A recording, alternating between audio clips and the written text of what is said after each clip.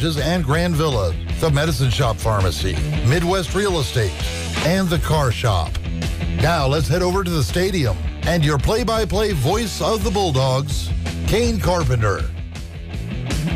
We welcome you to Emmett Field here in Independence, Kansas. I'm Kane Carpenter. Along with me, Brett Shields. This is our Quality Motors, Quality Toyota pregame show. We got a good one for you here tonight as the Independence Bulldogs taking on the Coffeyville Golden Tornado. Game 2 of district action here tonight. Both these teams going into this game 0-1 in district play, Brett. More than likely, of course, it kind of depends a little bit on the other district game, but loser of this one will be eliminated from district play competition, or at least if anything meaningful. So both teams a lot to play for here tonight if they want to try to work for potentially a runner-up spot in the district. Yeah, and that's huge. You've got a team that's essentially playing for a chance to play 2 more weeks, if that makes any sense. At least 2 more weeks, anyway. And, yeah, it's going to be a tough matchup here tonight. Coffeyville, kind of what Coffeyville usually brings to the table, a lot of speed, not so much a lot of size, but they're definitely a quick team, and it's going to be they have their hands full with Coffeyville tonight. Speed and athleticism for this Coffeyville team, that's for sure. If really there's been one weak point for this Golden Tornado team, it's been play along the offensive line. It's been inconsistent at times for the Golden Tornado. And if Independence can win the battle along the offensive line, or really in the trenches along the line of scrimmage, rather, Independence can find success. We've seen them do that time and time again over the course of this season. Not as consistent as we'd like to see, but we saw a lot of good elements of that against Anderson County. We saw it against Parsons really over the course of the entire game, but do need to see it really from the outset of this one throughout to put the pressure on this Coffeyville team, because as far as score-wise goes, this could be similar to the way the Parsons game went as far as score goes. I feel like if the defensive line for Independence can step up tonight, play a little better than they have this season, Independence can limit scoring opportunities for Coffeyville. If we see the same defensive line we have seen that's just kind of got pushed back a little bit and struggled, I agree with you. This is going to be pretty similar to that game over in Parsons week 2. A long time ago. When was it? I don't know. That's a good question. Yeah, on that one, that was week 3, actually, because week 2 was at Fort Scott. I don't know. We were on the road week 2. Well, that doesn't say a whole lot. We've been on the road quite a bit this year. So, but no, you're right. If Independence can get some of those things working into their favor, at the very least, this could be a shootout between these two teams. But more importantly, if Independence can dominate things on the ground, that kind of comes back to the other side of it. Hopefully it just doesn't come down to an extra point with no time on the clock or something like that. Yeah, those games are killer. Those are nerve-wracking to say the least. But with that speed Coffeyville has, if they're able to contain things from Independence a little bit, that actually might work more into Independence's favor. If they can work off some long drives that result in points, and I'll stress that point, they have to result in points. Independence dominate time of possession, that really limits what the Coffeyville offense can do out there on the field. But that's going to have a lot of things working into Independence's favor to where they can run the ball successfully and keep it out of Coffeyville's hands. While I agree with what you just said, Coffeyville is also the type of team that wants to have the big strike play. And time of possession is not a big thing to Coffeyville. They're happy with the one-play 85-yard drive. They prefer that over the 10-play 60-yard drive. Yeah, that's where Independence really has to be careful, especially defensively, going up against this Coffeyville team. They can run the ball well. They can throw the ball well, too. So with that balanced attack that Coffeyville can bring to the table, it's going to be similar to what Independence saw against Labette County last week. Of course, the Bulldogs going over to Altamont, dropping that contest, unfortunately, in what was a very tough game for Independence, where the Bulldogs tried some different things offensively, Brett, they were able to find some limited success with what they were able to do, but unfortunately not able to get into the end zone. Yeah. Really weren't able to move the ball very well at all, but that was against a very tough Labette County defense and trying a new offense out. I'm not sure what Independence is going to do offensively, if they're going to kind of go back to what they've been doing most of the season, or if they're going to try to stick with what they did last week. I hope they do try to stick with what they did last week, because while you look in the stat book and say, man, Independence was just unsuccessful last week, that's not true. They had to go up against a very, very tough Labette County team, and really nobody except A&L has been successful against Labette County this year, so there's no shame in that, especially when you're, we said it all year, a team this young. Yeah, especially when you have a sophomore quarterback making his first ever start. Well, and that's one of the biggest differences they made as far as the offense goes. Last week they had Braden Collar in at quarterback rather than Josh Prawley, and that's definitely not meant as a knock against Prawley. Prawley's a running back. He's been a running back his first 3 years in the Indy system. Without question, his most natural position out there on the field and where he's going to be most comfortable. So if Independence can put him in at that spot and keep the level of quarterback play where it needs to be, that's definitely what they need to do. I guess the other little wrinkle they had offensively was they used a lot of motion out of the wide receiver in the slot position. Not really giving it to him a whole lot, but at least keeping that motion to keep the linebackers' eyes trained on it and maybe allowing some of those holes to open up or giving those running backs an opportunity. I'll try not to do this too much tonight. But similar to what the Chiefs do, Tyreek Hill. Yeah. Mm-hmm. They put him in the backfield at times. They put him outside. They put him in the slot. Why not do that with Josh Prawley? Yeah. Josh Prawley is the most elusive offensive weapon you have. Utilize him a little more instead of just sitting next to the quarterback. We'll have to see what they do. We'll take a 30-second timeout, wrap up our Quality Motors, Quality Toyota pregame show. When we come back, opening kickoff, you're listening to Bulldog Football right here on Indy 102.9. Brian Klein again with Quality Toyota and Quality Motors. We hope you're enjoying the game. You know, I've been here for 8 years now, and I have never had this many pre-owned Tacomas. You know, the legendary dependability and reliability of the Tacoma? And now is your chance to save thousands off new prices. All of these are local trades. You can call or stop by either side of the street, and we'll show you why your neighbor trades with Quality Automotive Group. Hey, go Bulldogs, get that win. You're listening to the IHS Bulldogs on KBIK Independence, Indy 102.9.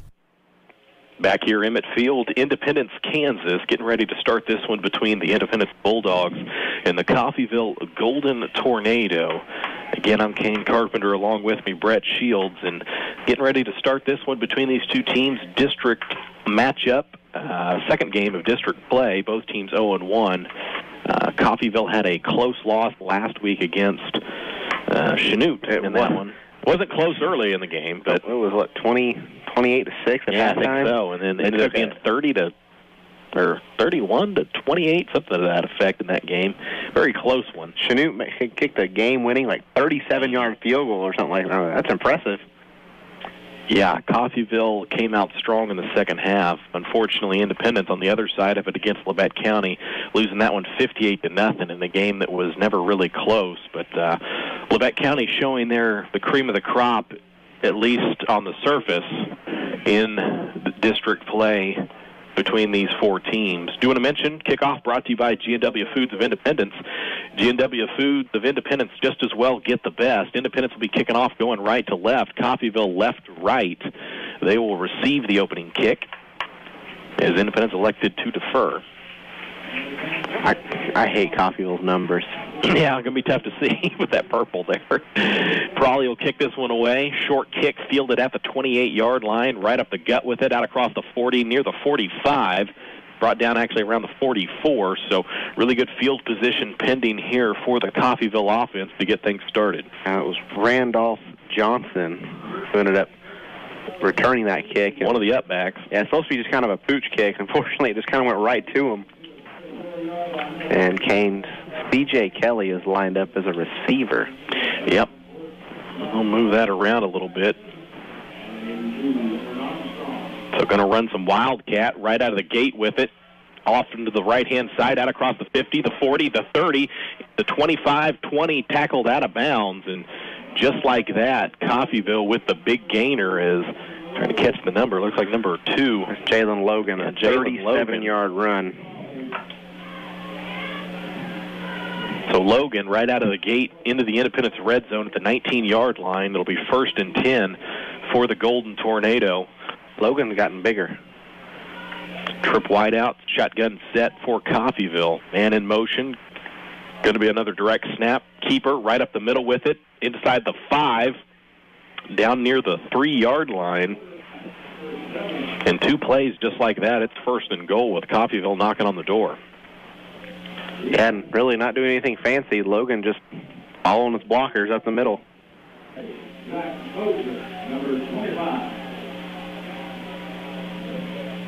First and goal at the 3-yard line. Pistol gun set, 2 running backs in the backfield. Going to hand it off up the middle, spinning out of the tackle into the end zone. Touchdown, and just like that, Brendan Graham from 3 yards out makes it 6-0 Coffeyville. Just a mere 32 seconds into this ball game. I don't think that's the way Independence wanted to start this game. Yeah, not the way you draw it up, that's for sure. 2-point conversion pending here for Coffeyville, and easily into the end zone with that one. 8-0. Jalen Logan takes it in for the conversion attempt. We'll take a 60-second timeout. You're listening to Bulldog Football right here on Indy 102.9. No matter which team you're rooting for, we've got you covered. Community National Bank and Trust offers your favorite school mascot on our debit cards. And what's even better, for every card issued, we'll donate $3 directly to your school. It's just another way Community National Bank and Trust supports our community. Come get your mascot card at any of our 29 locations today. Community National Bank and Trust, member FDIC. When the lights come up on Friday and Saturday nights at high schools and colleges across the region, it's often on a field built by Crossland Construction. Many Crossland employees played on those fields and were educated in the schools that are thriving parts of our communities today. Crossland is a proud supporter of area athletics and urges you to be a part of your local school community. Many of the athletes playing today may help Crossland build across our region in the future. Check out career opportunities at crossland.com. Crossland Construction, build you. 8-0 Coffeyville with the lead early on in this one. 11:28 left in the first quarter. Golden Tornado set to kick this one off. Be a low-lining kick, fielded at the 32-yard line, right up the gut with it, out across the 35, down to the 36. Getting brought down, looks like Aiden Charter returning that one, and Independence will take over at their own 36-yard line. Well, they let Coffeyville score in 3 plays, Brett. Now it's up to the offense to try to respond in kind, and do have an injured Bulldog out there on the field. Is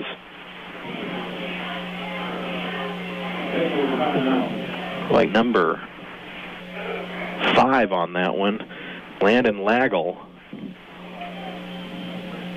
as he'll be attended to by the trainers.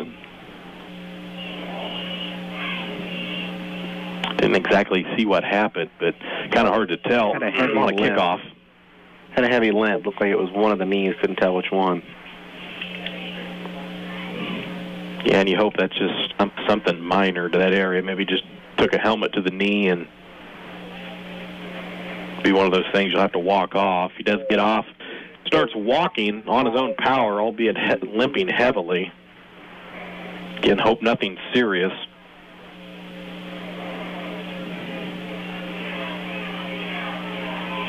Well, Independence will take over at their own 36-yard line. Shotgun set, man in motion, handoff. Going to go to the running back off the right-hand side out to the 40-yard line. Jaden McGrath with the carry. He'll pick up 4. Bring up 2nd and 6 for Independence.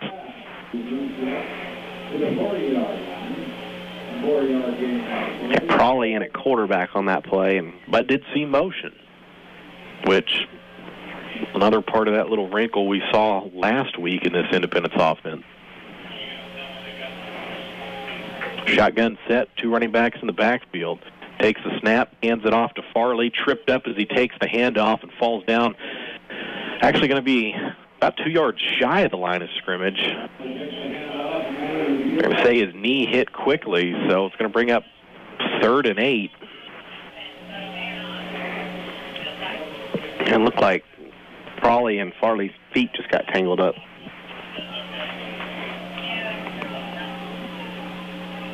.10:23 left in the first quarter. It's 8-0 Coffeyville. Twin wideouts to the near side.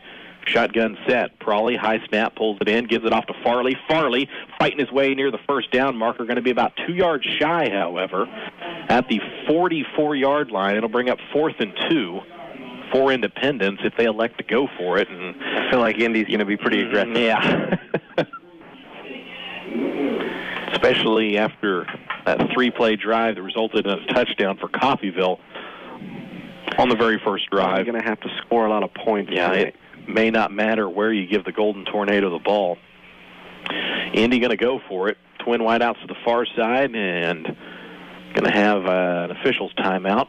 Is one of the players for Coffeyville going to have to go off the field for an equipment issue. It was Jalen Logan trotting off, and Adam Rutherford will come on, take his spot. Shotgun set. Prawley going to hand it off to McGrath. Gets swallowed up in the backfield. He'll lose yardage, and that'll be a turnover on down. And Coffeyville going to take over at the Independence 41-yard line as another little high snap, able to bring it down, and then a bobble on the exchange to the running back. Well, they ran a fake to Farley and then to give to McGrath, and 4th and 2. That takes too long.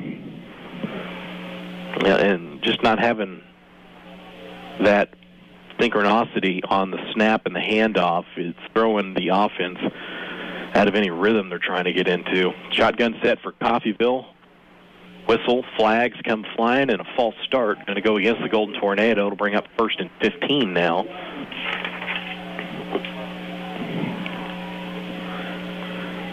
And C.J. Kelly, who's been the quarterback since he transferred down last year, he's lined up as receiver, and they're just going with the, I guess you call it, I feel like to call it Wildcat, because Jalen Logan's been their running back all year, but he's taken every snap so far.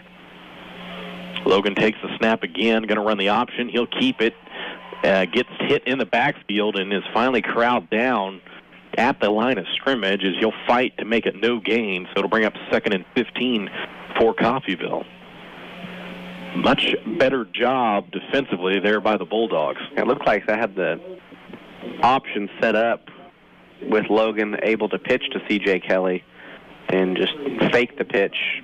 Independence not falling for it. Shotgun set, 4 wide receivers. Coffeyville going to look over to the sideline, get the play call. Running back moves from his right-hand side to his left. Logan drops back, flushed out of the pocket, rolls to the right, throws it incomplete over the middle of the field, well short of any receiver, and strange play call. Logan did not look like a quarterback with that pass. Nope. To illustrate it for everybody, it looks like what it looks like when somebody throws the ball left-handed and they're not left-handed. Yeah. Have you ever seen Kane throw a football, period? Something to that effect, huh? I didn't say that. I was just saying. Well, they had a holding call on the play as well. Didn't see the flag, but they're going to mark off the penalty yardage. Going to bring up 2nd and very long. Interesting play, interesting decision there. It would have been 3rd and 15. Now 2nd and 25. Going to throw the screen. He can still throw it. They'll throw it deep. Got a man down there, and just out of his reach, incomplete. They're on the double pass. They threw it as a screen, but since it was behind. I threw it to C.J. Kelly, who's been the quarterback, and he threw a good ball, just a little outside the reach. And good job by Cody Schicky.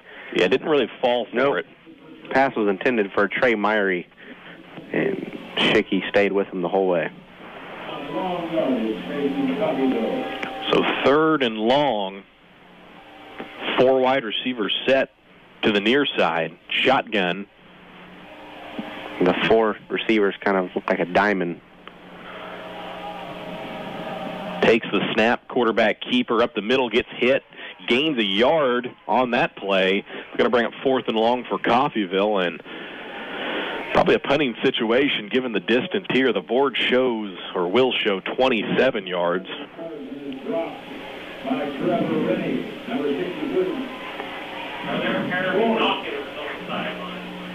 And a good defensive stand by the Independence Bulldogs there on that one. Yeah, much better than the first drive. Punting formation for Coffeyville. High snap, it's pulled down, however, kick away eventually into that stiff wind, and not going to get a lot of distance on that one, but had to make do as it'll be down at the Independence 34-yard line. Yeah, about a 20-yard punt. But there has been a pretty strong wind. He was kicking into that 20 coming yards out of the south. You'll probably take what you can get going into the wind. Yep. Not really a lot of pressure on him, though. Kind of felt like he could have just hung back there and held on to that ball as long as he wanted. So Independence offense going to be called upon here to see what they can do. Their second drive of the game, trailing 8-0. Shotgun set, again a high snap. Prawley rolls to his right, throws it. It's complete. It looks like Farley with it out across the 50, down the 40, the 35. Actually going to say goes out at the 36-yard line. Big first down gainer. That first down brought to you by Quality Wrecker Service. For 24-hour roadside service, call 620-331-2454.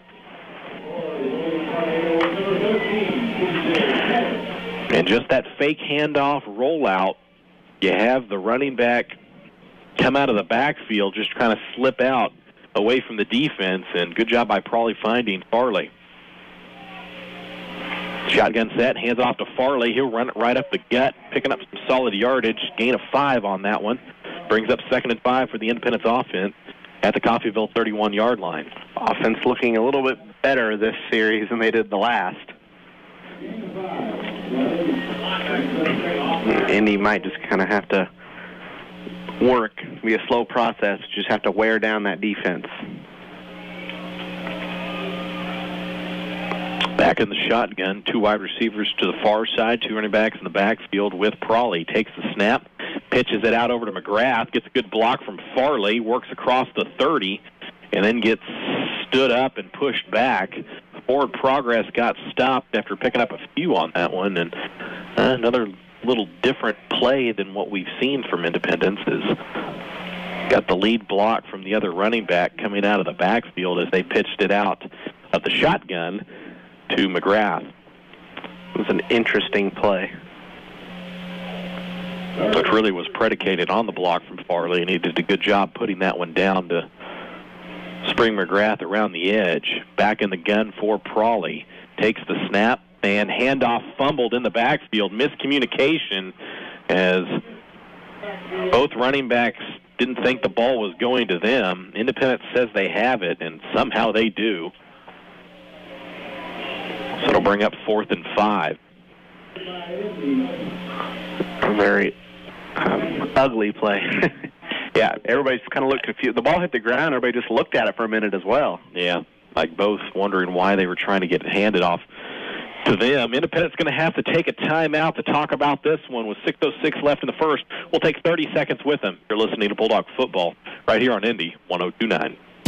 Magicians can make all kinds of things disappear. Too bad they can't make ATM fees vanish. Or can they? An Equity Bank debit card and make every ATM fee at every ATM vanish. Go ahead. Agree to the fee. The magic potions inside your Equity Bank debit card prevents the fee from ever appearing in your account. Abracadabra. Get an Equity Bank debit card and perform your own bit of magic on any ATM. Ape wand and top hat not required. Equity Bank, member FDIC. Coming out of the timeout, it's 4th and 5 for the Independence offense at the Coffeyville 31-yard line. Big play for Independence here early on as Coffeyville's already up 8-0 with 6:06 left in the first quarter. I don't want to put a ton of emphasis on this 4th down attempt to convert, but the big morale boost for this Independence offense. Shotgun set, Prawley takes the snap, fakes the handoff, rolls out of the pocket looking, needs to throw it. Almost gets pulled down, then fires it short into the turf, incomplete. And that'll be a turnover on downs there on that play. And can't really fault Prawley too much, as he was rolling to his left, and as a right-handed quarterback, that's the toughest throw to try to make. He tried 3 different times to get his feet set to make a throw, and he finally did. Right as he let go of it, just got popped right in the mouth, and the throw was well short of the intended target. Yeah, that's the toughest throw to make as a right-handed quarterback. Rolling to your left-hand side is you're throwing across your body.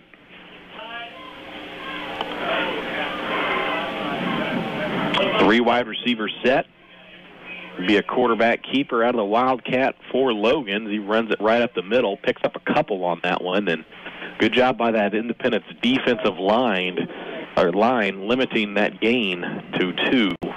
Brings up 2nd and 8. Yeah, offensively for Independence, they're just going to have to finish out one of these drives. They've had some plays that look positive. That's been their problem really all year, unfortunately. Just had a very difficult time finishing drives. So 2nd and 8 for Coffeyville. Back to trip wide out to the near side. Shotgun set. Throw a little hook route on the inside. It's complete. Out across the 40, the 50. One man to beat. The 40, the 30. Into the end zone is C.J. Kelly as he took that just a little 6-7 yard hook route and made everybody miss after the fact from 67 yards. It'll be a touchdown. It puts Coffeyville up 14-0 with 5:13 left in the first quarter. And Coffeyville doing what you're supposed to, getting the ball into your playmakers' hands. That's all they needed to do, and turned it into 6. 2-point conversion attempt pending.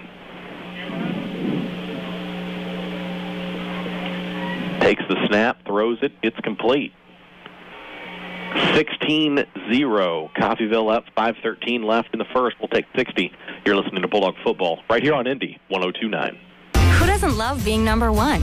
When your team's dominating the standings, or your favorite band rocks the charts at number 1, it feels good, right?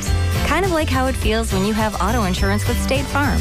Because making you feel like number 1 is an honor your local State Farm agent takes seriously. Through the good times and not so good, your State Farm agent's proud to be here to help life go right. State Farm Agent Kirk Wright, 1701 West Main in Independence, or call 620-331-1245. When you have an emergency, you need a comprehensive healthcare facility that puts your mind at ease every step of the way. The emergency department at Labette Health Independence Healthcare Center offers patients fast access to vital healthcare services. Our quick response heart attack and stroke protocols ensure diagnostics begin rapidly. A state-of-the-art facility for state-of-the-art care. Labette Health Independence Healthcare Center, where we center around you. 16-0. Coffeyville with the lead. Golden Tornado kicking this one off. They'll get it away. It'll be fielded at the 11-yard line. Up the middle with it, then tripped up is Daniels. Picking up a good chunk of yardage there on that return. As he'll bring it out just shy of the 40-yard line for Independence. Good field position for the Bulldogs, but just a question of what they can do with it, as Independence has just had such a difficult time finishing off drives this season. And I know it's early on in this game, but they're having difficulty doing that. Moving the ball, getting some yardage, but is not able to get many points out of it. Yep, like I said, going to have to finish off one of these drives. 5 wide receivers set, running back in motion out of the slot, fakes the handoff. Prawley keeps it, bounces to the outside, gets a good block out across the 45, the 40, the 30, takes on the defender, and then finally gets forced out of bounds inside the 25-yard line. Big gainer there for Josh Prawley on the quarterback keeper. A gain of 37 on the play. Do want to mention this game also being broadcast on YouTube. Go to the Indy 102.9 YouTube page, be able to listen to it that way as well, and also be able to listen to it after the fact there as well, too.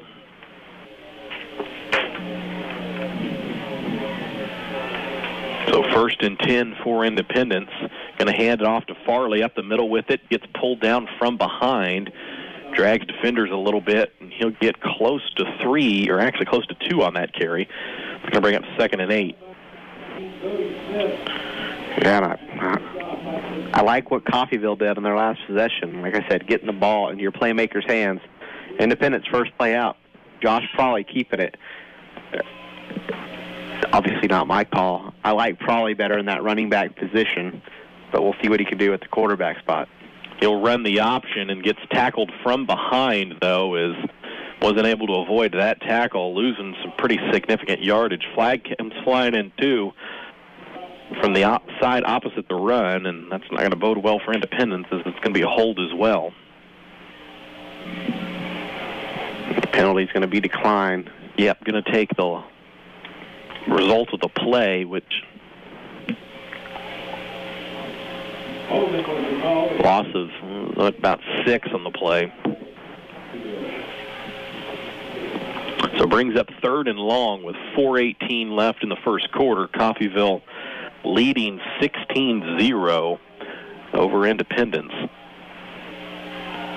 Bulldogs with the football in Coffeyville territory. Prawley dropping back to pass, looking, fires it over the middle. It's complete. Great pass. Going to be short of the first down marker by about a yard. As he fired that one in there. And Cody Schicky was the recipient of that pass. And it's going to bring up a 4th and 1. It brings up a much more manageable. Mm-hmm. Prawley going to go under center. He'll take the snap, hands it off to McGrath. McGrath plows his way into the wall, and he's going to be short. I don't know. The official on the near side is at about the 13.5. The official on the far side. Yeah, but I think the far side official is closer to the play, unfortunately, because that run did go slightly to the right-hand side, and that will be a turnover on downs.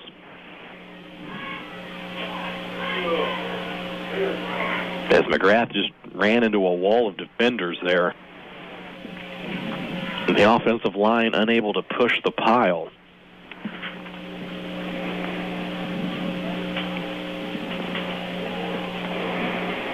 So Coffeyville back with the football. Here in the shotgun. Quarterback keeps the football up the middle with it. Going to pick up not really anything, at least from my vantage point. It'll bring up 2nd and 10. Yeah, Logan now it's 6 carries out of that quarterback position. Take that how you want if you really think he's the quarterback. Trip wide out and for Coffeyville to the far side. Shotgun set for Logan in the quarterback spot. Takes the snap, throws the screen. Looks like it picked it up off the turf, and he did. They're going to say incomplete pass.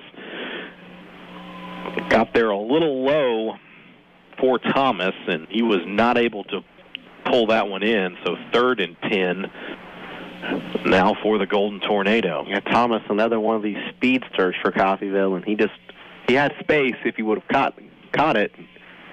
He wanted to turn up field and try to make some moves. So much so he didn't just take a step forward to catch that ball as it was coming in low. Back in the shotgun, 3 wide receivers. Working one of them, Kelly, to the near side. Throws it over the middle. It's broken up, incomplete as Farley got a hand on it. It'll bring up 4th and 10. A pass intended for Trey Myrie, and good job by Farley. Get his hands in there and knock that one away. It's going to bring out the punt team for Coffeyville. If I'm Indy, I'd bring some pressure. Yeah. He didn't get that last one off quick by any means. Still a little bit of wind coming out of the south. Got that one out better. Some pressure. Low spiraling kick. Going to take a bounce out near the 45 and then over to the 48-yard line. That's where they're going to mark it. So Independent's going to get it at the Coffeyville 48. Great field position for the Bulldogs, Brett. But again, it's just a question of if Independence can finish a drive and get some points. Only down 2 scores right now, 16-0, and 2:50 left in the first quarter, so still very early in this game. A long first quarter. Shotgun set. Daniels in motion to the far side, fakes the handoff, rolls out, needs help, throws it. It's complete. Going to be forced out of bounds at the line of scrimmage. Actually, he's going to lose about a yard, Kane. Yeah, kind of surprised. That's felt like he was pushed back there. Yeah, I kind of thought his forward progress was stopped when he started getting pushed out of bounds. So, yeah, going to lose half a yard on that one to bring up 2nd and 11.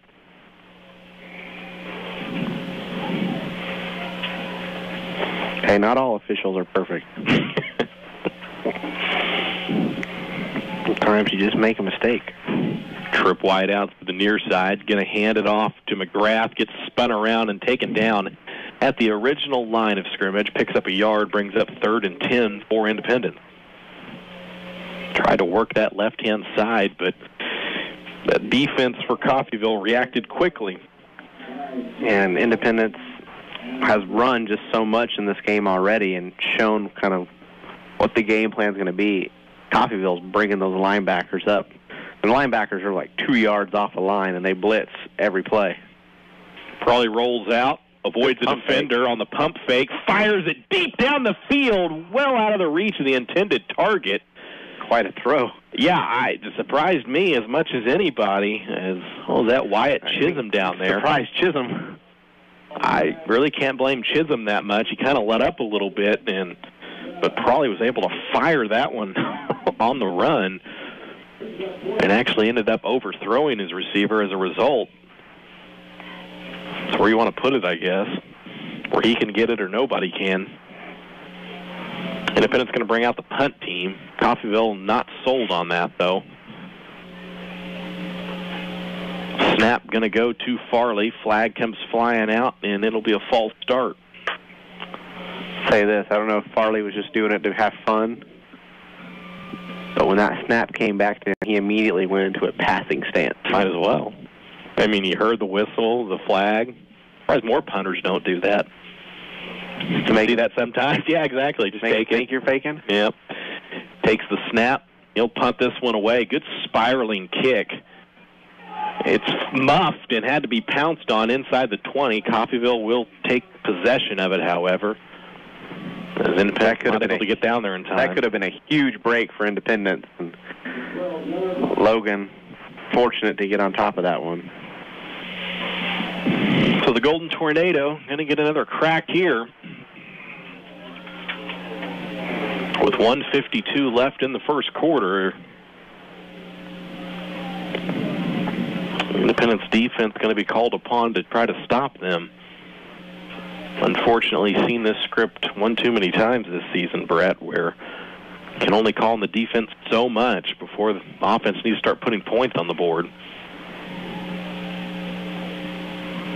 It'll be a 4 wide receiver set for Coffeyville. Logan in the quarterback spot. Going to hand it off instead. Flags come flying in. And I'm going to say he was down by, or his knee was down shy of where he actually went down. But the flag's going to be holding on Coffeyville. 53 for Coffeyville. Titus Woodward is who the penalty's against. He can't believe it. He tackled Dakota Thornton. Offensive lineman tackled the defensive. We saw it last night. He can do it. We saw it a lot last night, Kane, especially on the last play of the game. Sometimes these officials are not perfect, man. Well, they're holding on every play of the game. Sometimes they throw a flag for offensive pass interference, and they act like it just fell out of their bucket. I think that's only a penalty now at the high school level. I don't think offensive pass interference is a college or an NFL penalty anymore. True. So mark off the penalty yardage. Still going to be first down. Quarterback keeper off the left-hand side, avoiding tackles, picking up close to 7 on that carry and getting a good chunk of that penalty yardage back as we go under 1:30 left in the first quarter. And that was Logan's now 7th carry for 61 yards, all out of the quarterback position. Seems to be the game plan.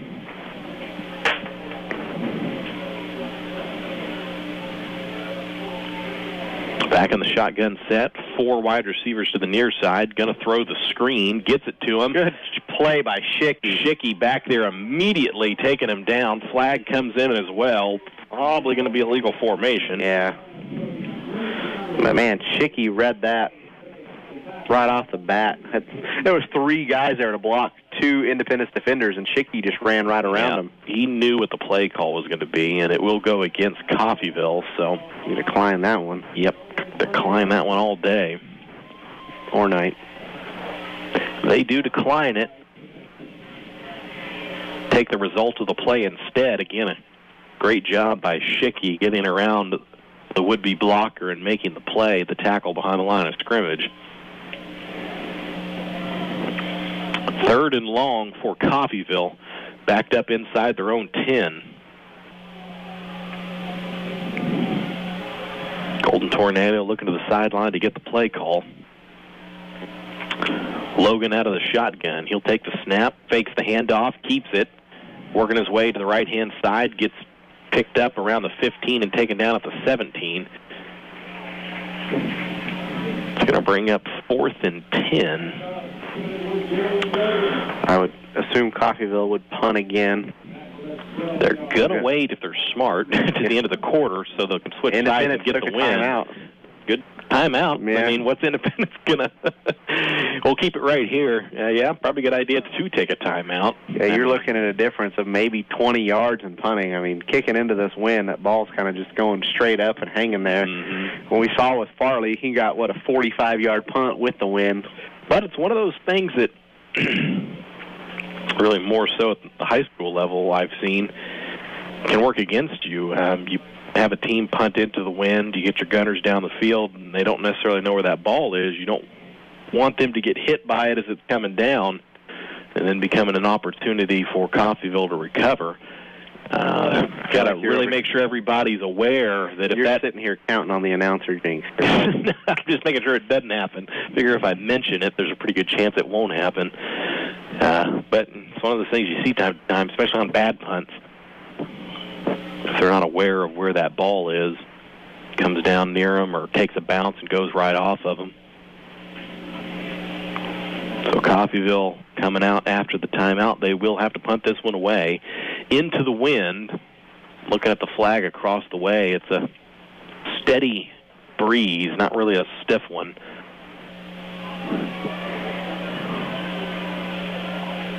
Coffeyville back to kick this ball away. Good snap. Independence bringing the pressure. Kick is away. Takes a bounce to the 35-yard line.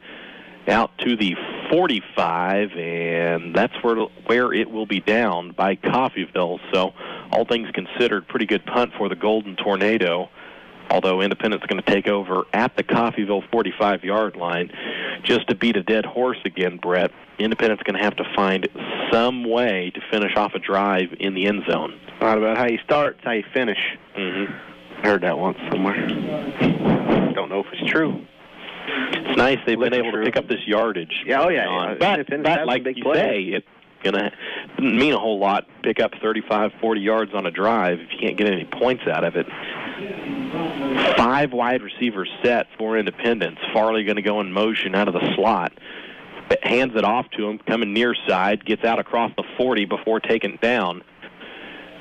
And when we come back to start the second quarter, it'll be 2nd and 3 for Independence. We'll take a 60-second timeout. Bulldogs down 16. You're listening to Bulldog Football right here on Indy 102.9. Want to make your home a more comfortable place, but don't think you can afford a top brand heating and cooling system? Well, Carrier has the right solutions for every budget. When you turn to your Carrier expert, they'll show you our full lineup of best-in-class home comfort systems and help you pick the one that best fits into your home budget. Because in this economy, who couldn't use a little more comfort?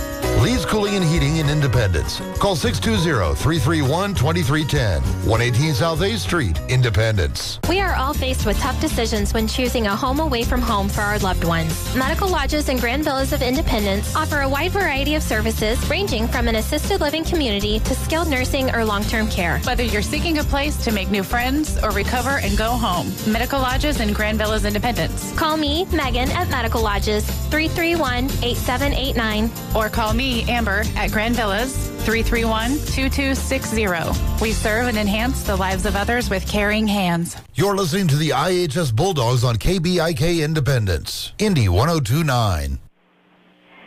Getting ready to start the second quarter.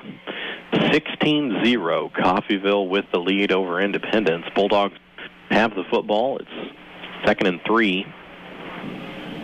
Taking the snap is Prawley, quarterback keeper. Just good move, weaving his way through the defense, gets the first down, and then gets brought down about 2 yards shy of the 30-yard line. Good pickup and good job by Josh Prawley using his vision and athleticism to work his way through the middle of that defense. Kane, this is a stat that is good and bad at the same time. That 6-yard gain now gives the Bulldogs 100 yards on offense. That's pretty good through the first play of the second quarter. Unfortunately, no points to show. To see what they can do on this drive. Got first down. Snap, gives it off to Farley, right up the gut with it, starts moving that defense a little bit, keeping those legs churning, and he'll pick up 3.5 on that carry. Brings up 2nd and 7. If you can get that every play, it works. You've just got to avoid the negative play or the penalty, or that's where it kills you. Yeah, that's been so difficult for Independence to do this year, unfortunately. But we knew it was going to be a learning process for these Bulldogs. Shotgun again, going to hand it off to McGrath this time. Works his way off the left-hand side, cuts it up the middle, not going to get really anything. We'll call it no gain. Brings up 3rd and 7. And when you have an offense that you rely on the running game like this, that's what's going to happen. You're hoping to get 3 or 4 yards every play. All it takes is one stop from the defense on one of those plays, and you're in a 4th and 3, 4th and 4, and it's a pressure situation. Yeah, right now bringing up a 3rd and 7 for the Bulldogs. 2 wide receivers here to the near side. High snap, Prawley with it, throws it to McGrath, out of his reach, incomplete, and just sort of a rollout and then throwing it on the swing pass to McGrath out of the backfield, but a little too much mustard on that throw from Prawley as it was. And Schicky kind of ran as he was going for an end around. After the play, him and Prawley, you could tell they were talking about something. Somebody wasn't on the same page there. We've seen some miscommunications. Independence adding some different things offensively in the last 2 weeks, so those are bound to happen. 4th and 7 for Independence. Daniels in motion. High snap again. Prawley steps up in the pocket, throws it out to McGrath.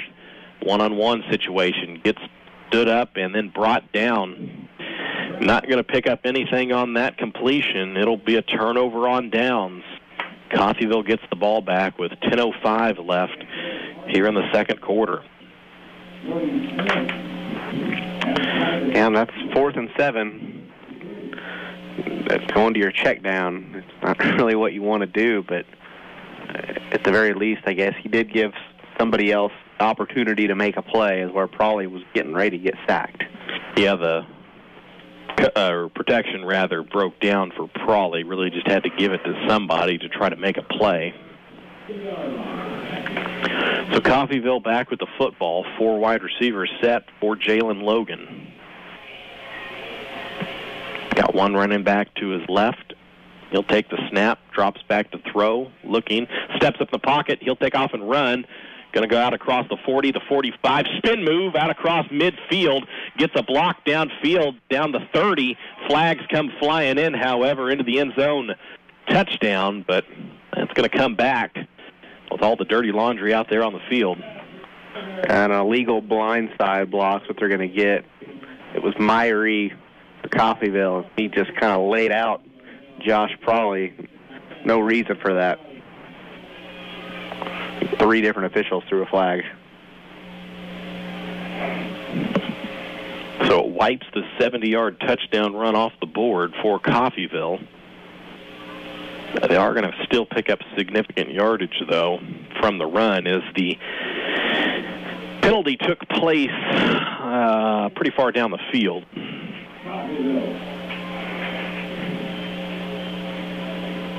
Since it is a spot foul.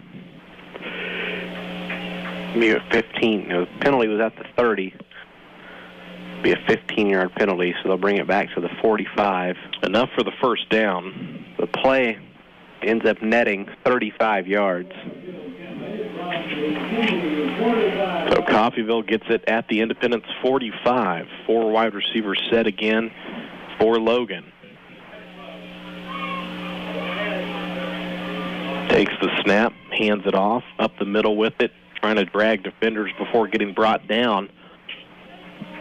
Looks like that was number 16, Jacob Jackson, senior running back for Coffeyville.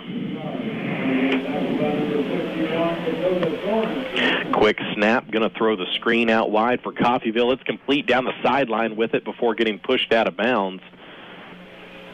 It's Coffeyville running a little bit of the no hurry there. Completion goes to Thomas. Gets the first down as a result of it. 1st and 10. Coffeyville quickly back to the line. Takes the snap.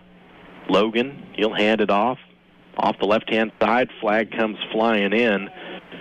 Probably going to be a hold once again as Jackson got 4 yards on the carry, but we'll have to see what the penalty flag is.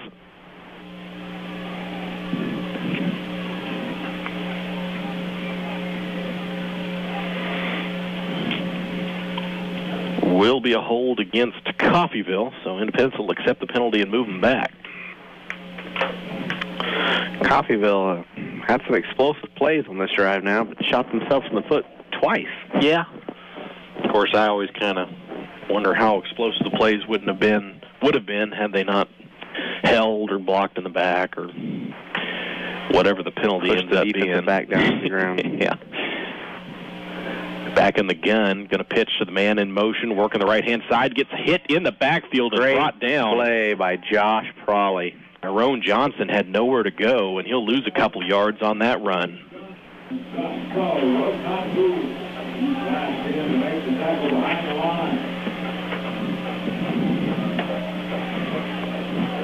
8:35 left in the second quarter. It's 16-0 Coffeyville.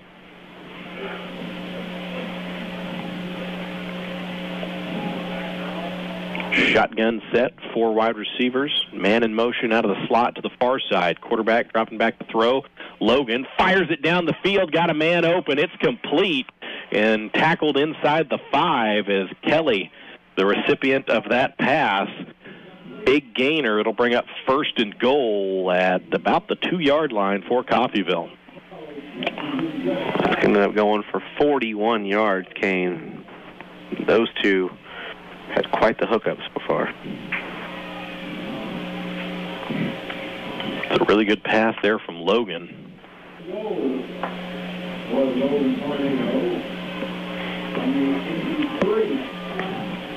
So 1st and goal for Coffeyville. Handoff up the middle with it is Jackson. Really not able to get much out of that one. Is a very good job by the interior of that Independence defense. Coffeyville ought to just go to their 2-point conversion swinging gate formation. They've had no trouble converting that. Back in the shotgun, quarterback keeper right up the middle with it, into the end zone, touchdown. 22-0, Coffeyville with the lead. 7:36 left in the second quarter. And Independence unable to keep the Golden Tornado out of the end zone there on that drive. And Jalen Logan now with 106 yards rushing and 114 yards passing. It's a balanced evening, that's for sure. 2-point conversion attempt, and a false start gets kicked out first. So that's going to move Coffeyville back.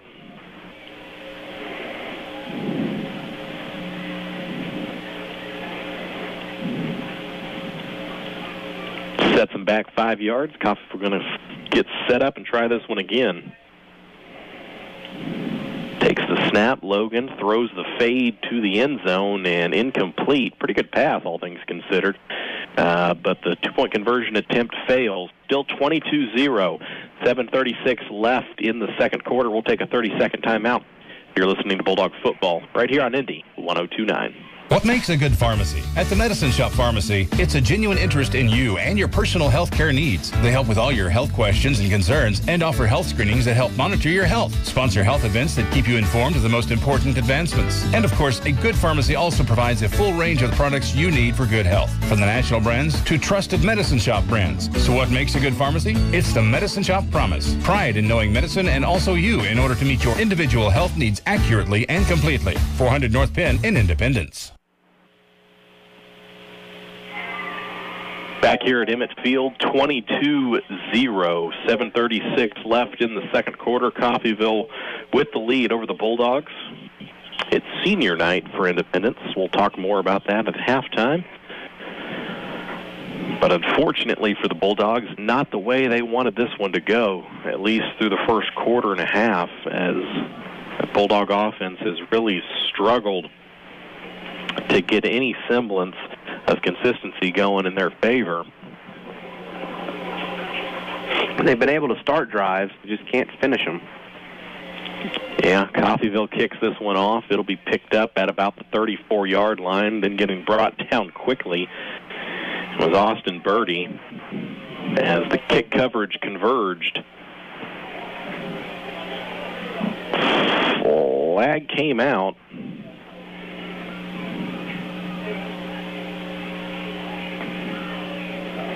To see what the call is. Unsportsmanlike conduct, Independent.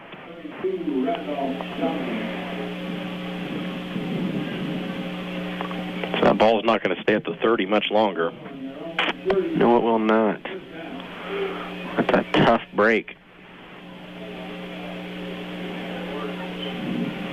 A bad decision is really the way I look at it. There's really not many subjective, unsportsmanlike conduct penalties. So that'll march them back 15, and Independence will take over at their own 15-yard line.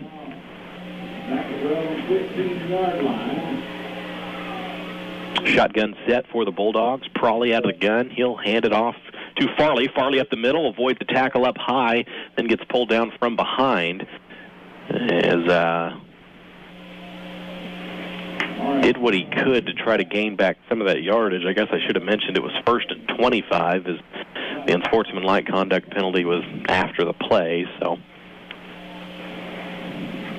it's going to bring up 2nd and long now. Really sucks. Yeah, that's actually worse. So 7:09 left in the second quarter. Officials talking about something near the line of scrimmage.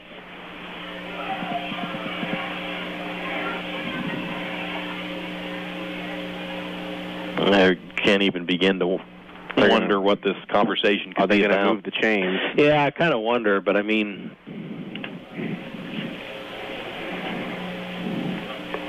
well, real quick, Kane, over in Altamont, Labette County leads Chanute 21-0. Yeah, Labette County trying to cruise their way to a district championship. I saw a Fort Scott score, but then I lost it. So I don't want to lie to you. They are moving the chains back, at least right now. But so I guess the question is, when the unsportsmanlike conduct penalty fell, whether it was before the play ended or whether it was after. They're going to say it was before the fact, so it'll bring up 2nd and 1. Shotgun set. Prawley fakes the handoff. Quarterback keeper gets tackled from behind. Tripped up, goes down. Gain of a yard. Looks like it'll be enough for a first down, though. And it is enough to move the chains.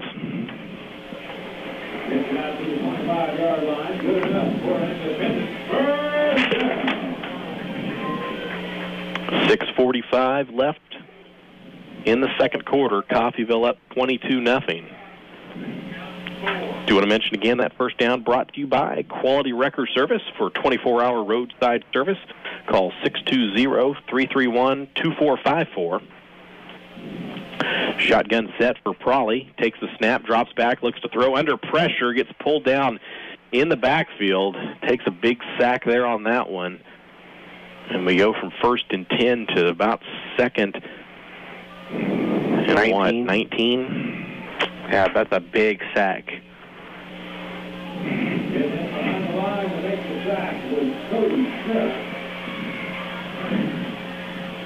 Down to the 6-minute mark of the second quarter.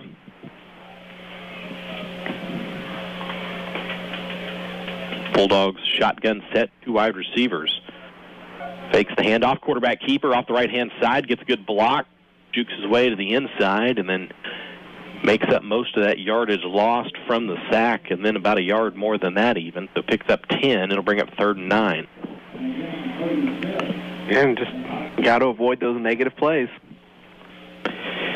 Yeah, we talk about a lot. That's really a lot of what hurts Independence offensively is those negative plays, be it penalties, just loss of yardage on a play, of course turnovers, but it really applies to every team. But Independence, not really that type of team offensively that can overcome those types of things. They really rely on grounding the ball out, running the football, picking up chunks of yardage where they can, and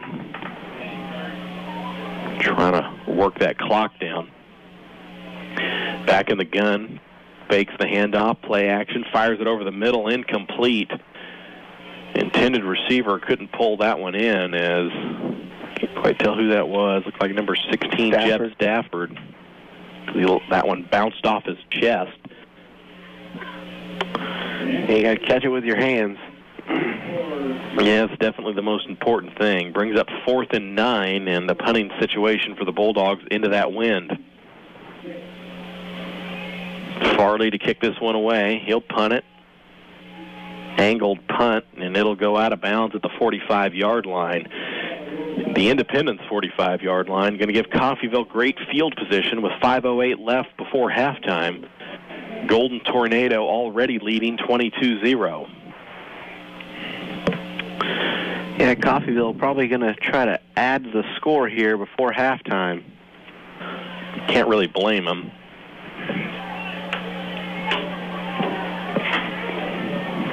Given this good field position, they still have all 3 of their timeouts. Shotgun set for Logan. He's going to throw it deep. Got a man open. It's incomplete. Just dropped it as T.J. Turner, going to regret that one. Hit him right in the breadbasket. That was a really good throw there by Jalen Logan. Stop acting like you would have caught that. Nah. That's one of those ones, I guess, where you're too wide open. You're so nervous. You got big eyes. You're like, oh yeah. Catch. Oh no. Yeah.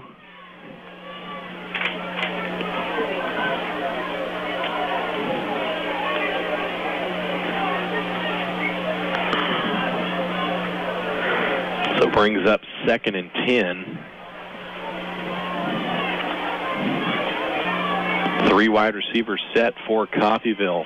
Shotgun for Logan. 1 running back to his left. That's Jackson. Coffeyville looks to the sideline, gets the play call. Jackson now moves to his right-hand side. Going to throw it right over the middle. It's complete. Hit immediately, spun around, then finally brought down out near the 37-yard line as just a little dump-off pass to Brennan Graham. Pretty good coaching there by Coffeyville. They noticed the linebackers creeping up for Independence, so they just dumped it right over the top of them. Brings up 3rd and 1 now for Coffeyville.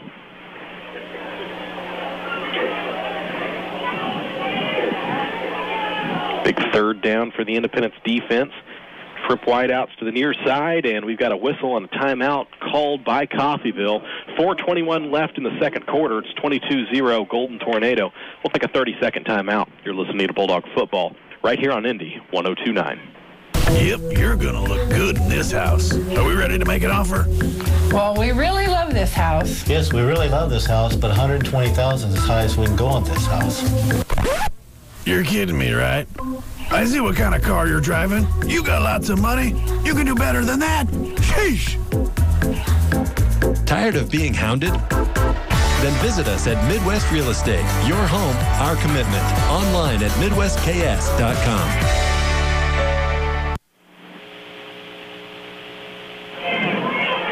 Coming out of the timeout, 22-0. Coffeyville with the lead over Independence. Here in our second game of district play. Bulldogs out there defensively. 3rd and 1 for the Coffeyville offense at the Independence 37-yard line.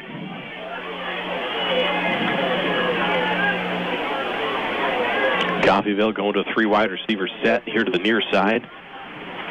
Running back in the backfield, shotgun for Logan. Takes the snap, loses it. Quarterback keeper up the middle, picks up a ton of yardage as he gets thrown down at the 25-yard line. And it'll be a gain of close to 11 on that carry. And you know things aren't going well for you. A busted play, bad snap. A dropped snap, you turn into an 11-yard gain.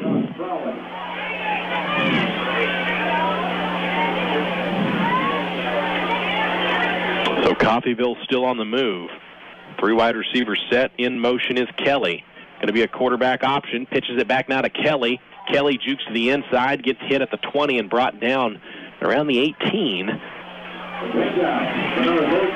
Good job running that play by Coffeyville. And overall, good job defending the play by Independence. Just Kelly using some of those shifty moves to make would-be tacklers miss. I'll bring up a 2nd and 4. Pistol gun set now for Logan. He'll take the snap, hands it off, right up the middle with it, loses the football, and it's pounced on by Independence. Fumble recovered by the Bulldogs, and stroke of luck for Independence. That ball shot right out of there into the secondary. Independence will take it, that's for sure. With 3:17 left in the second quarter, Bulldogs taking over at their own 4-yard line. And this could be huge. It's already huge. If they can get points out of it. Somehow turn this into points. It's going to be a long drive. 3:17 to do it, 1 timeout. Of course, in high school and college, you get that clock stop for the change to get set after a first down. That can be used to your advantage. Shotgun set. Prawley going to hand it off. Looks like that was to McGrath. He'll get stood up quickly after no gain. It'll bring up 2nd and 10.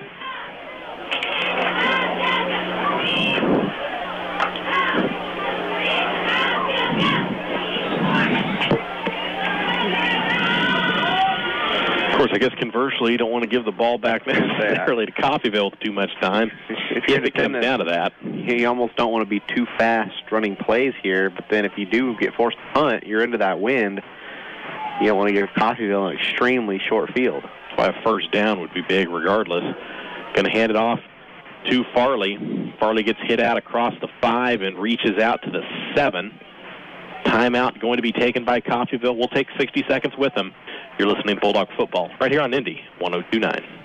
You hear every day about what makes an auto repair shop different than the others. AAA, ASA, ASE? What's all this alphabet soup mean? Well, AAA and ASA memberships include on-site monthly inspections, higher standards, and ongoing technician certifications. You can rest assured that having technicians whom are members of the Automotive Service Excellence, or ASE, your vehicle is being repaired right the first time. Call the Car Shop for those great mechanics you've been looking for. 331-3553, the Car Shop in Independence.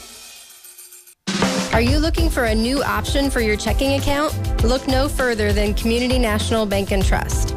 Our brand new Guardian Secure checking account helps protect you from identity theft, offers cell phone protection, shopping rewards, travel discounts, and can pay you CD-like rates if you qualify, all with your checking account. If your account isn't paying you, call or stop by Community National Bank and Trust today. Member FDIC. You're listening to the IHS Bulldogs on KBIK Independence, Indy 102.9.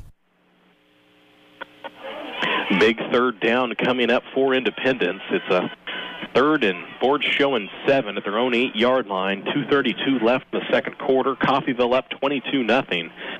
At the very least, Independence needs to pick up some yardage. Best case scenario, really, to get a first down here. Prawley pump fakes, throws it. It's going to fall incomplete after it was tipped away by Thomas for Coffeyville. Independence tried to do that pump and go to get the Coffeyville defense to bite. They did not, as they hung with the receivers there on that one, and it's going to bring up a punting situation for Independence. Yeah, that's tough because you're punting into the wind, incomplete pass, stop the clock. Deep in your own territory. Yep. So Farley to kick this one away for Independence. He'll take the snap, boots it.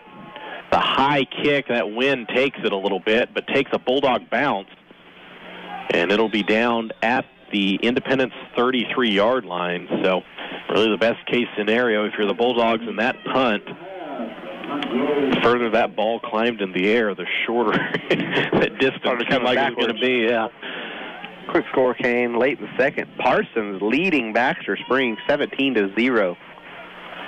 Parsons trying to get, how does that be their first win of the year, won't it? Yeah, to my knowledge.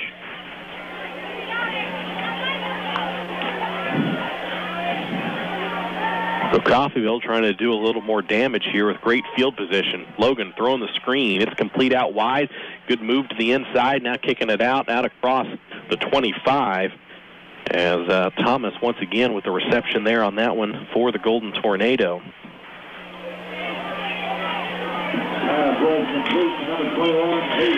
Be a gain of 9, brings up a 2nd and 1. Jalen Logan now 126 yards through the air.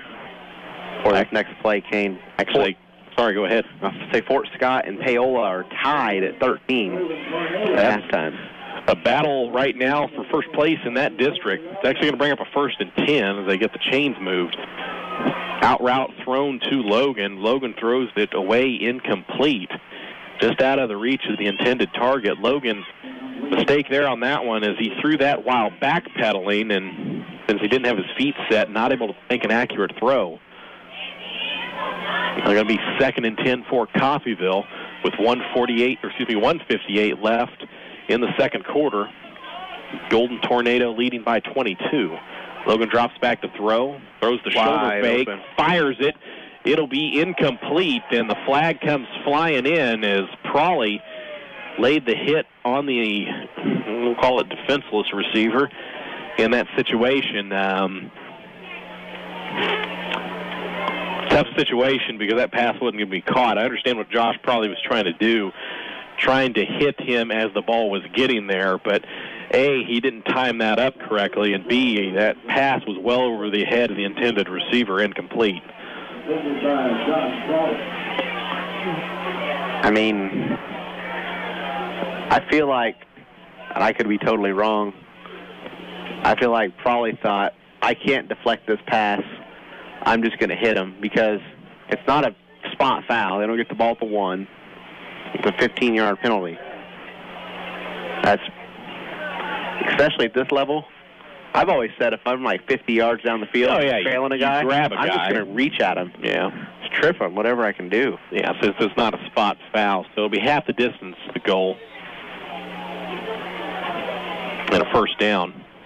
And then whistles below and everywhere is White Hat's going to call a false start. That'll march Coffeyville back by 5.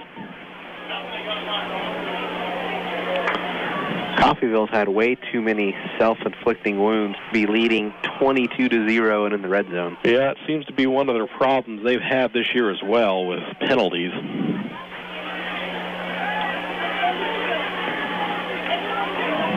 Back in the gun, trip wideouts for Coffeyville. Here to the near side, one receiver to the far side.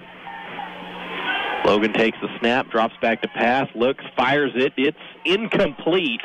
Should have been caught. Yeah, really should have been. The receiver, C.J. Kelly, had to make an adjustment to his back shoulder, but really should have been one that had to be pulled in. All right, Kane, I've got a score for you while we've got time. No, it's one. You almost bailed on me tonight and went up north. Number 4A Division I, number 1, Bishop Miege taking on 4A Division I, number 2, DeSoto, to nobody's surprise, Miege leads that one 17-0 at halftime. Still tight one by Miege standards.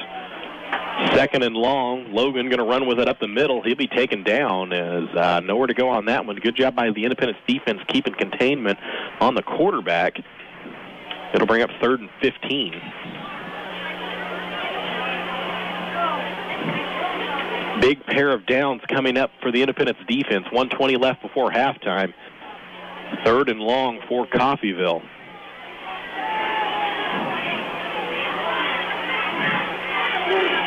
Logan in the shotgun at the quarterback spot. He'll drop back to take the pass, looks, fires it. It's complete into the end zone, touchdown. Trey Myree, the receiver on that one. Josh Prawley just misplayed that from the safety position. He was in position, and just Myree kind of cut up a little bit. Probably missed the tackle at the feet. Give credit to Coffeyville. They brought a man in motion to the far side of the field, saw one of the defensive backs following him to that opposite side, realized it was man coverage, then ran the slant to the lone receiver here on the near side, got the favorable matchup. 28-0. 2-point conversion attempt is good. 30-0. Coffeyville, 59.3 seconds left in the second quarter. We'll go ahead and take a 30-second timeout. You're listening to Bulldog Football right here on Indy 102.9. Quality Toyota and Quality Motors are proud supporters of IHS Athletics. We would like to encourage fans and players to keep up the great example of sportsmanship that is an Independence tradition. Quality Automotive Group also has a rich tradition of helping local folks get the best deal on a new or used car or truck. For example, I have a great school or commuter car, a 2011 Camry with only 56,000 miles. Stop by either side of the street and tell them you're here for the IHS Supporter Special and get a $1,000 discount. Go Bulldogs. 59.3 seconds left here in the second quarter. It's 30-0. Coffeyville with the lead over the Independence Bulldogs. Definitely not the way Independence wanted this one to go here tonight, Brett, but kind of knew going up against a very athletic Coffeyville team and a young Independence team that there's going to be some growing pains, especially in this game. Yeah, we've definitely seen that high-powered offense from Coffeyville. Speaking of high-powered offenses, Colgan and Oswego going at it tonight. It's not pretty. They're early in the second quarter, and Colgan leads 56-0 early in the second quarter. I'm surprised they're already to the second quarter.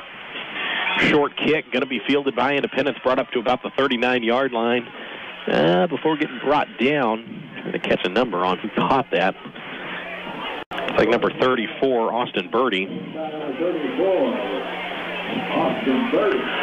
So Independence going to have some good field position. They've got about 54 seconds left. One timeout. But Independence not, well, I guess I can't really say that. They've been able to move the ball in some large chunks, but not really at a consistent enough rate to make much of a threat here before halftime. We'll have to see what they decide to do.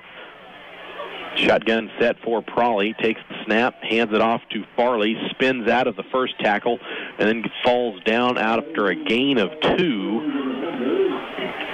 Independence might be content going into halftime the way it is. Yeah, may just want to concede it here at this point as really haven't been as effective as you want to be by any means on the offensive side. Back in the gun is Prawley. Throws the screen. It's complete out to the right-hand side. Picking up as much yardage as one can there. That was Wyatt Chisholm. But going to be short of the first down marker by about 4 after the pickup of 4. And unless Independence takes a timeout, that's going to be, and they will take a timeout. With 4.1 seconds left, Coffeyville up 30-0. We'll take 30 seconds with them. You're listening to Bulldog Football right here on Indy 102.9.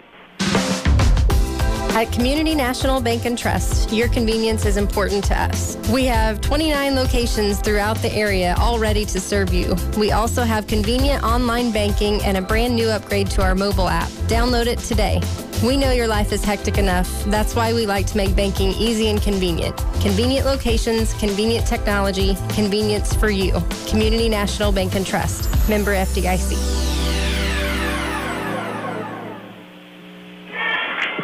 4.1 seconds left here before halftime. Bulldogs with the football. It's 3rd and 4 at their own 45-yard line.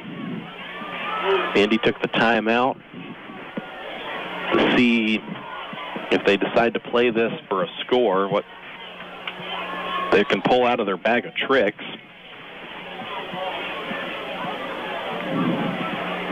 Just got 2 deep safeties for Coffeyville. Corner's playing off by about 10 yards. Probably drops back to throw, looking.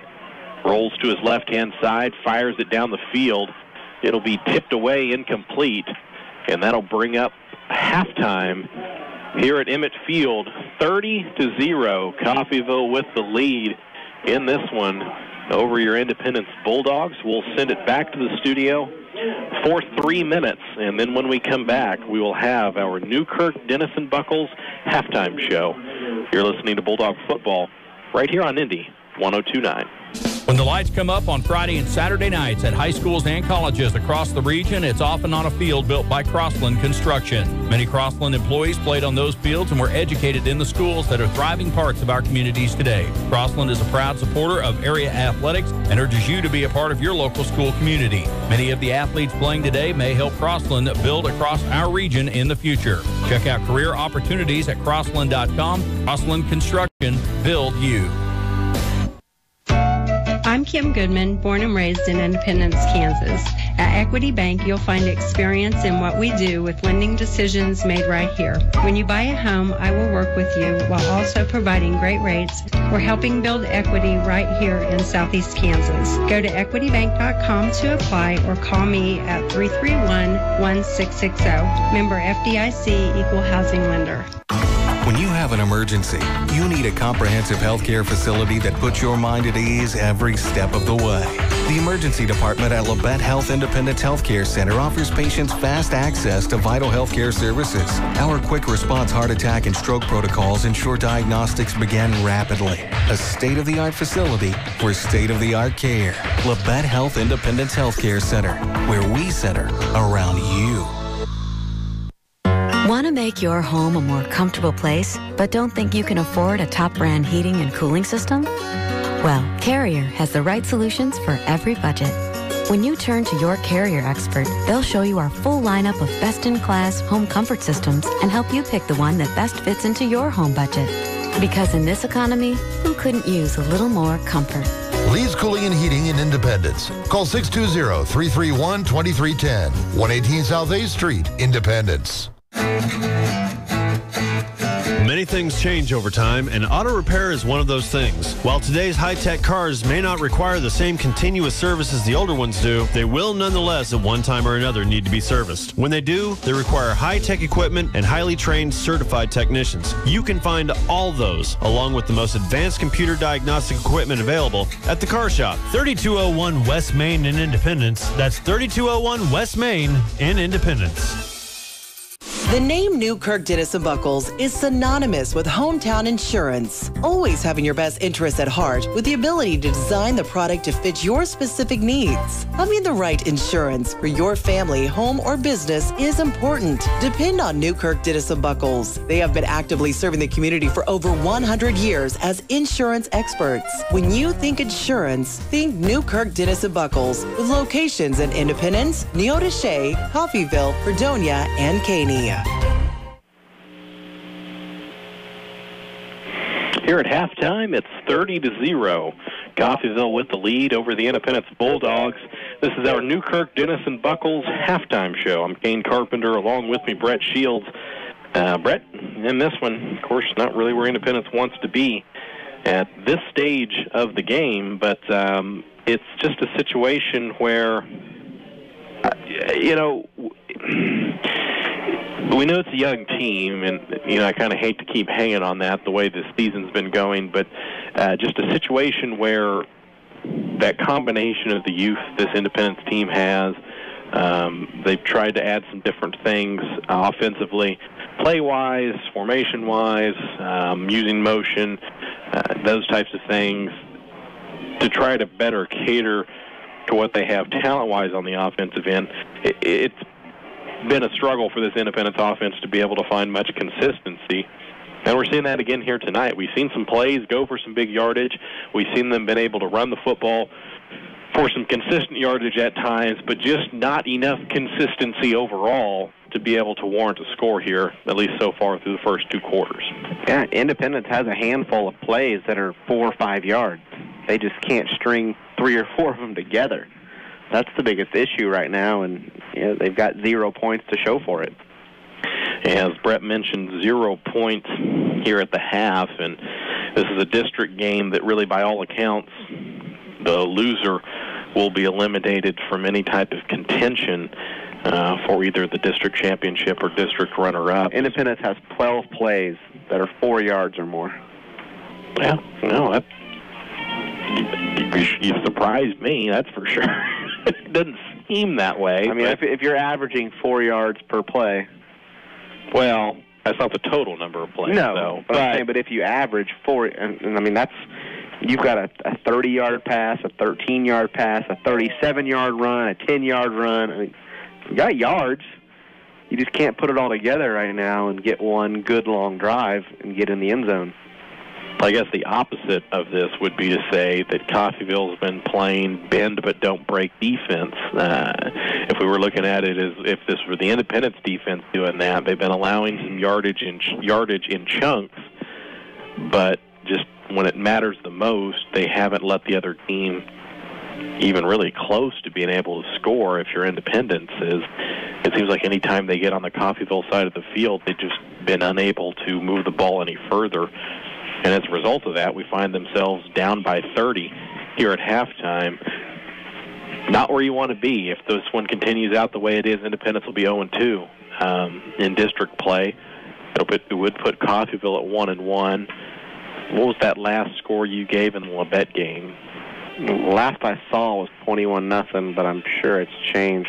Well, if that one plays out the way it has been, then that will find that pretty quick for you. That put Labette at 2-0 and really in control of their own destiny as to whether or not they can win this district.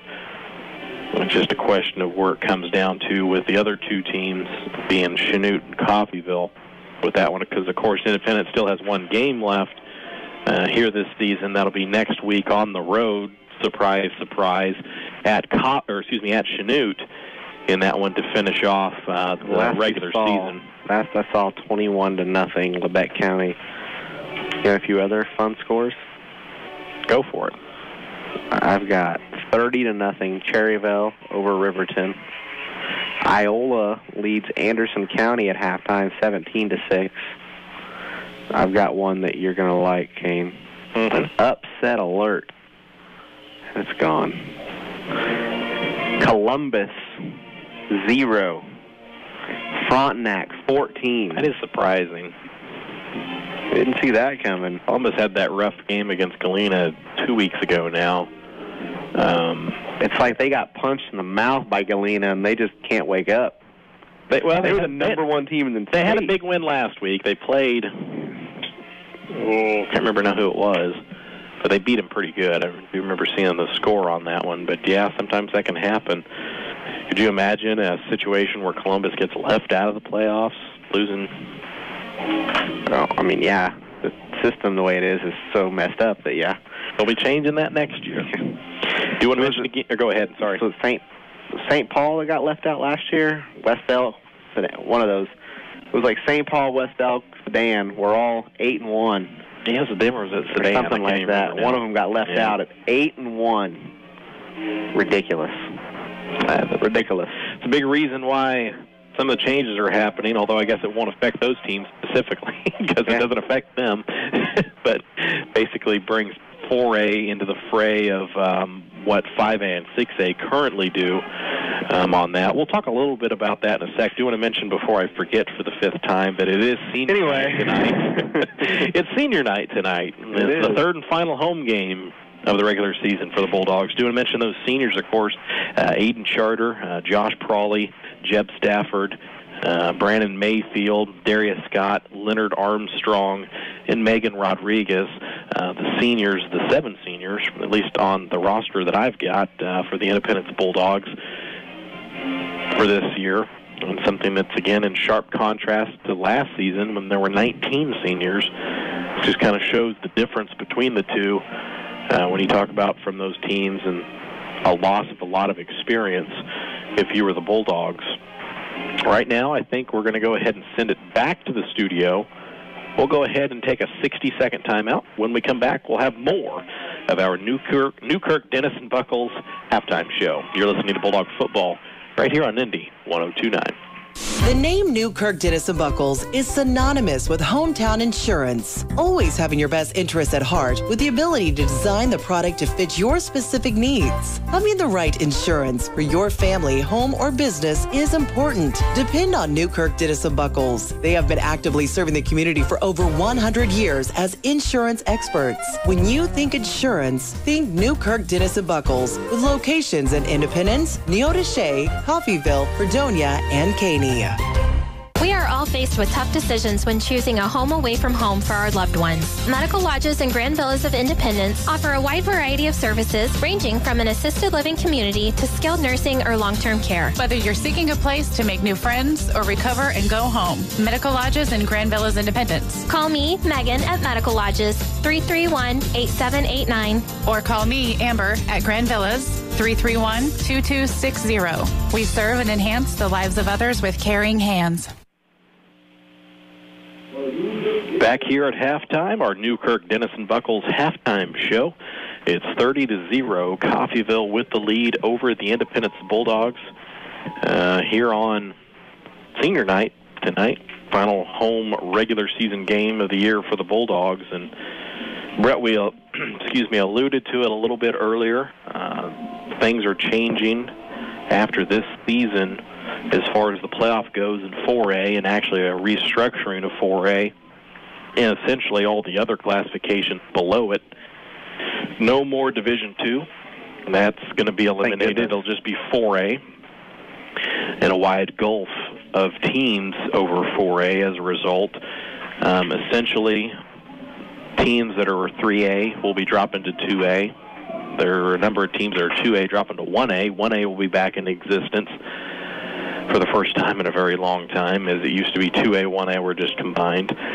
And 4A, as it is, everybody essentially gets into the playoffs. It's split into East and West. That 9th week of the year, which is normally a regular season game, will be the first quote-unquote playoff game, as you'll be seeded 1 through 16 in the East and 1 through 16 in the West. Independence falls in the West. As does Coffeyville. As does Coffeyville. As does Ulysses, who's 5 minutes from the Colorado border. Which, I guess, be glad we don't have to play them in the regular season like somebody. Labette County, teams, Pittsburgh. As they end up pulling them in. But this kind of seemed like Independence pulling in different teams than they normally do, at least in recent history. I believe it was, El Dorado again, Towanda Circle, Rose Hill, Kansas City Center, which I had to look up to see if that was an actual school or if it was just a joke being played on us. It is an actual school. Missouri school. It is a Missouri school. They are a stone's throw away from Raytown, so if they get any player overflow from Raytown, they're going to be a very good team, that's for sure, on that one. So, yeah, some interesting changes coming on the football side of things. Starting next year with it. You and I talked a little bit about it. I think it's probably going to be better playoff-wise. I'm not usually a fan of let everybody in kind of thing, but I think that's probably the most equitable way to do things, at least in the state of Kansas, to avoid situations where teams that all likelihood deserve to go to the playoffs aren't able to due to a district being stacked, so to speak. And then you have some districts with everybody sub 500 record-wise. There's a 3A district. What was it? I was looking at them today. I didn't see many that popped out to me as, wow. That one was like Blue Stem and... Oh, yeah. Blue Stem was one of the better teams in the district. I think the best team in the district was like 2-5 at this point. And I'm pretty sure it was Blue Stem. With 2 weeks to go. Yeah. It was like 2-5 and then two 1-6 teams and an 0-7 or something. It was bad. And that's one of the things they want to set to avoid. So you can have a situation where you've got 3 teams that are really good in the district, the way it is currently, and let's apply it to what it would happen next year. Those 3 teams get in, of course, because everybody gets in, but they seed them. So I think some people may be asking, well, how is this necessarily any different? Because that third team that should get in may end up getting knocked off. Well, they're going to play a weak team as a result of it. So they should be able to advance and chance get a different matchup in the second round of the playoffs. I think it's just better overall because I know it just kind of seems like Keisha in general has been searching for an answer on how to solve this. They thought they had it when they split 4A. They didn't like that, I guess. They decided to recombine it. And to boot, I didn't know if you saw this, Brett. We pick up Goddard, of course, in 4A. And Goddard's currently ranked as the number 1 team in 5A. So 4A gets significantly harder next year. Hard to believe, I know, is the best team in the state of Kansas is currently in 4A. But we also Bishop Miege have any classification. Pittsburgh drops back to 4A, so we pick them up as well. That East is tough. It consists of Bishop Miege, Pitt, Basel-Linwood, Bonner Springs, DeSoto. That's hard right there. I mean, the only consolation is Independence is in the West, where it's not nearly as difficult. You're going to have teams like Bueller, McPherson, Goddard. Independence. Yeah, other than that, you're not having a lot of those teams that are on the east side that typically are the ones that end up winning all of 4A when it comes down to it, at least as far as it goes with a team like Bishop Miege. Well, I guess why do we bring that up necessarily, but interesting way this district may play out. If Labette County wins this district, they'll play the runner-up of the district that consists of Paola, Lewisburg, Fort Scott, and Ottawa. And could very well have a rematch of Fort Scott and Labette County in the first round of the playoffs. And the winner of that game will play Bishop Miege. We'll play Bishop Miege. Assuming Bishop Miege gets that far. Yeah. Hard to believe, but they might not, I guess. But, yeah, one of those situations where kind of interesting how some of those things fall with it. But I do want to mention again here in this one, it's 30-0, Independence down to the Coffeyville Golden Tornado here in this game, here on senior night. It's been a difficult go of it for the Bulldogs over the course of this one. Still got 2 more quarters to play if you're Independence, and still got an opportunity to try to get some points up on the board at the very least. We'll take a 60-second timeout, wrap up our Newkirk Dennis and Buckles halftime show. You're listening to Bulldog Football right here on Indy 102.9. The name Newkirk Dennis and Buckles is synonymous with hometown insurance. Always having your best interests at heart with the ability to design the product to fit your specific needs. Having the right insurance for your family, home, or business is important. Depend on Newkirk Dennis and Buckles. They have been actively serving the community for over 100 years as insurance experts. When you think insurance, think Newkirk Dennis and Buckles with locations in Independence, Neodesha, Coffeyville, Fredonia, and Caney. What makes a good pharmacy? At the Medicine Shop Pharmacy, it's a genuine interest in you and your personal health care needs. They help with all your health questions and concerns and offer health screenings that help monitor your health, sponsor health events that keep you informed of the most important advancements. And of course, a good pharmacy also provides a full range of the products you need for good health, from the national brands to trusted Medicine Shop brands. So what makes a good pharmacy? It's the Medicine Shop Promise. Pride in knowing medicine and also you in order to meet your individual health needs accurately and completely. 400 North Penn in Independence. You're listening to the IHS Bulldogs on KBIK Independence, Indy 102.9. Back here at Emmett Field, Independence, Kansas. Here in this one, getting ready to start the third quarter between the Independence Bulldogs and the Coffeyville Golden Tornado. Independence down 30-0 in this one. It was a rough first 2 quarters for the Bulldogs. unfortunately, as they are just not able to get going what they needed to. As Brett mentioned a little earlier, they were able to get the yards up on the stat sheet, but just not able to get the points up on the board. So I guess, Brett, they got to continue to pick up the yardage the way they were for the most part, but just needed to, do it more consistently. And as we've mentioned, they have to finish drives that result in points. Yeah. There we go. I'll give you your mic. I was Sorry. like, my mic's not on. Yeah, you can't imagine why that was the case. You just got to finish drives. You can't have these, hey, we got a 30-yard play, and then the next 3 plays go for -5 yards. Yeah, the penalties and the negative plays just have been killing Independence all year long. Seen a lot of cases of that happening here tonight, unfortunately, which have denied the Bulldogs opportunities to put points on the board. Coffeyville will kick off.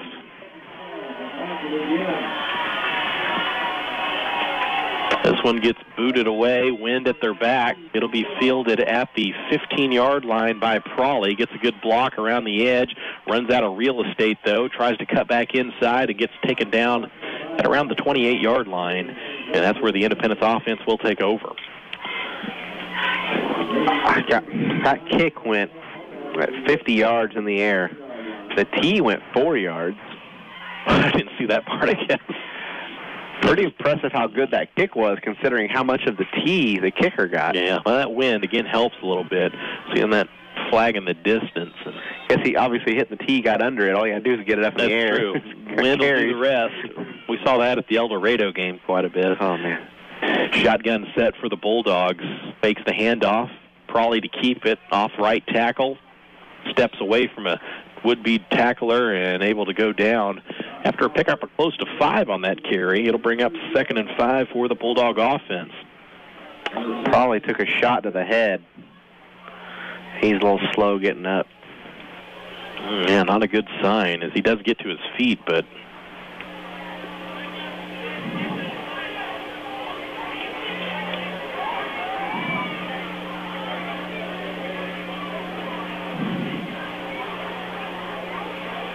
yeah, not a good sign. He's walking off the field, but a little woozy as he's doing it. He'll have to be checked out. Concussion protocol. Yeah, can't be too careful about that type of stuff, of course.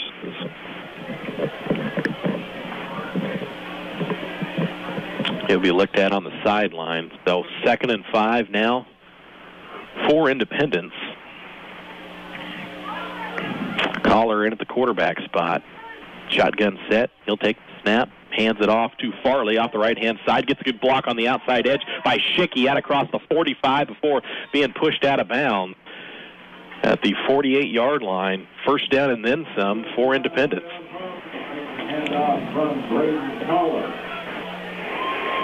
And Collar come in place of Prawley. Expected to see Collar in, not under these circumstances, of course. Yeah, that's true. Probably still getting checked down there on the sideline.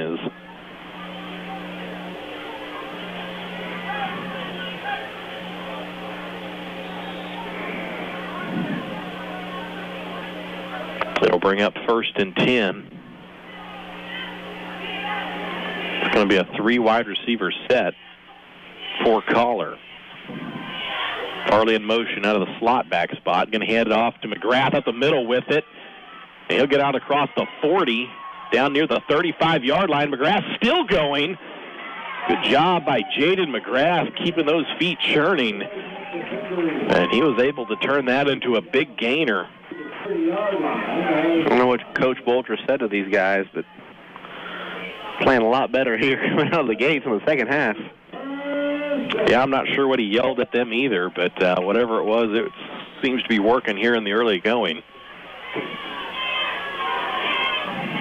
Twin wideouts to the near side. Shotgun set for Collar. He'll take the snap, hands it off to Farley, gets hit in the backfield and taken down. Loses about 2.5, and there it is, Brett. Those negative plays, unfortunately. Back-to-back big plays. You had gains of 13 and 21 and then boom, -4. Yeah, absolutely can't have those types of situations. Offensive line, at the very least, has to hold the line of scrimmage. 5 wide receivers set for Collar. Takes the snap, hands it off to McGrath. Got sweep here to the near side, gets hit out along the edge and taken down. After a gain of about a yard, it'll bring up 3rd and 12 for Independence.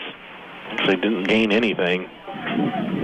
Looking over there to the far side official, he was trying to give him the benefit of the doubt. My chair just went down all the way on its own. It just broke. Nothing I hit with my feet.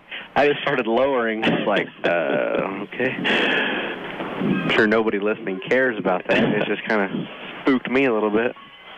Shotgun set for Collar. He'll throw this one. Slant route. It's bobbled by Schicky, but he's able to bring it in at the last second. Completes the pass. It's going to bring up a much more manageable 4th down situation for the Independence offense. He's up 4th and 6.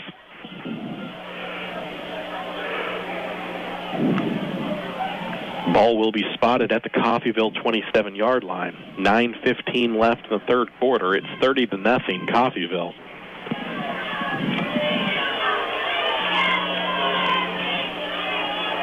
Shotgun set. 5 wide receiver for Collar. Collar looks to throw and gets swallowed up immediately. Really just didn't have any time to do anything before that defense was in the backfield. And Kane, they let Collar finish that drive out. Josh Prawley he ran out onto the field with the defense, and then Coach Boldra just hollered at him and said, no, get back over here. Yeah, overall, probably not much point. I know he wants to play. Well, Coach Boldra walked towards the back of the bench area and was looking at somebody, not in the stands, but over towards the sideline, one of the trainers. And Coach wants her to confirm that he's good to go. Flag comes flying after the snap. Coffeyville will be a quarterback keeper up the middle, gain of 3. Have to see what the flag is, however. Coach Boldra was attending to Prawley, wasn't even watching. He turned around and saw a flag and just immediately started saying, push him back. Didn't care what the penalty was. Yeah, push him back, whatever. Well, they're going to wave off the flag. He just accidentally threw it. Well, saw a lot of that last night, too. We bring up a 2nd and 7. We're having untimed down now just for the fun of it. Shotgun set for Logan. Gets the play now from the sideline. He'll take the snap, hands it off, up the middle with it. Fighting his way through the middle of that defense is Jackson. He'll get the first down after picking up 8 on that carry. And they're over here doing all the tests with Prawley. Got his arms out and seeing all the pressure. Shotgun set. Logan drops back to pass. Looks, throws it, fires it over the head of over the head of the defensive back, complete. And taking it down the sideline is Tejon Thomas. And gets a big gainer there on that one. And Prawley comes sprinting onto the field. Yeah, Prawley will go back into the ball game.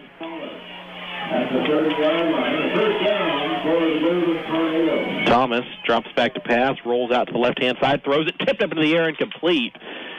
Farley looked like he probably could have had a pick there on that play, but just couldn't corral that one in. It'll bring up 2nd and 10. Like Josh Prawley was waiting to lay a hit.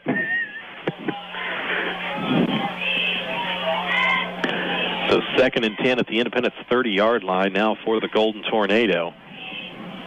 8:15 left in the 3rd quarter. Shotgun set for Logan.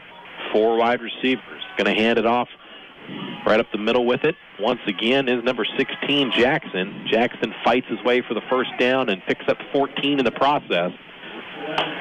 Moves the chains once again for Coffeyville. And Coffeyville just marching down the field right now. as Independence did, they just stalled out once they got to about the 30-yard line. We'll see if Independence defense can return the favor.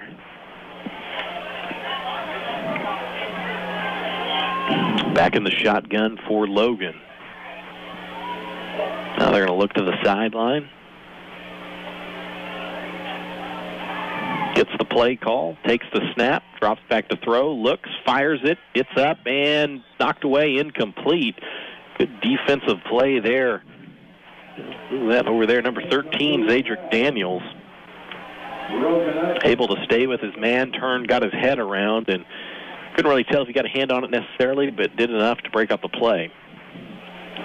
I like seeing teams take shots, however.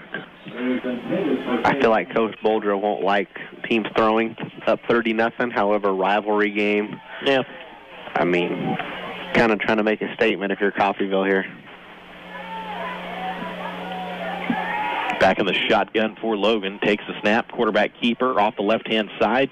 Now works his way up the middle. Prawley gets a hold of him and then stops his forward progress. A few yards shy of the first down marker. It's going to make this a much more manageable situation for the Coffeyville offense after that gainer.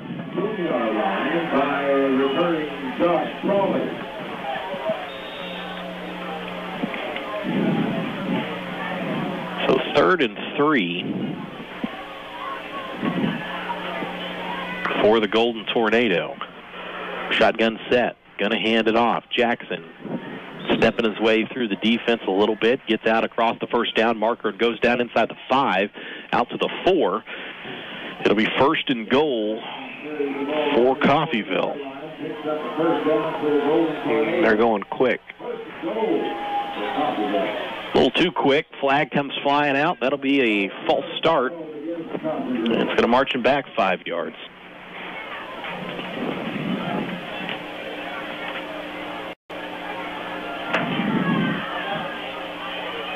I said it earlier, Coffeyville shoots himself in the foot a lot tonight, but still up 30-0. Yeah, it really hasn't hurt him too much in the grand scheme of things.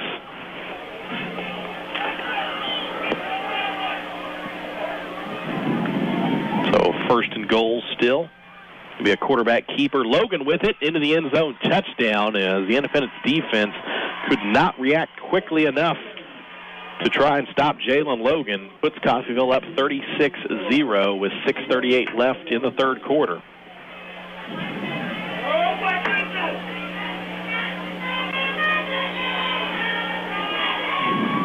Two-point conversion attempt pending here for Coffeyville.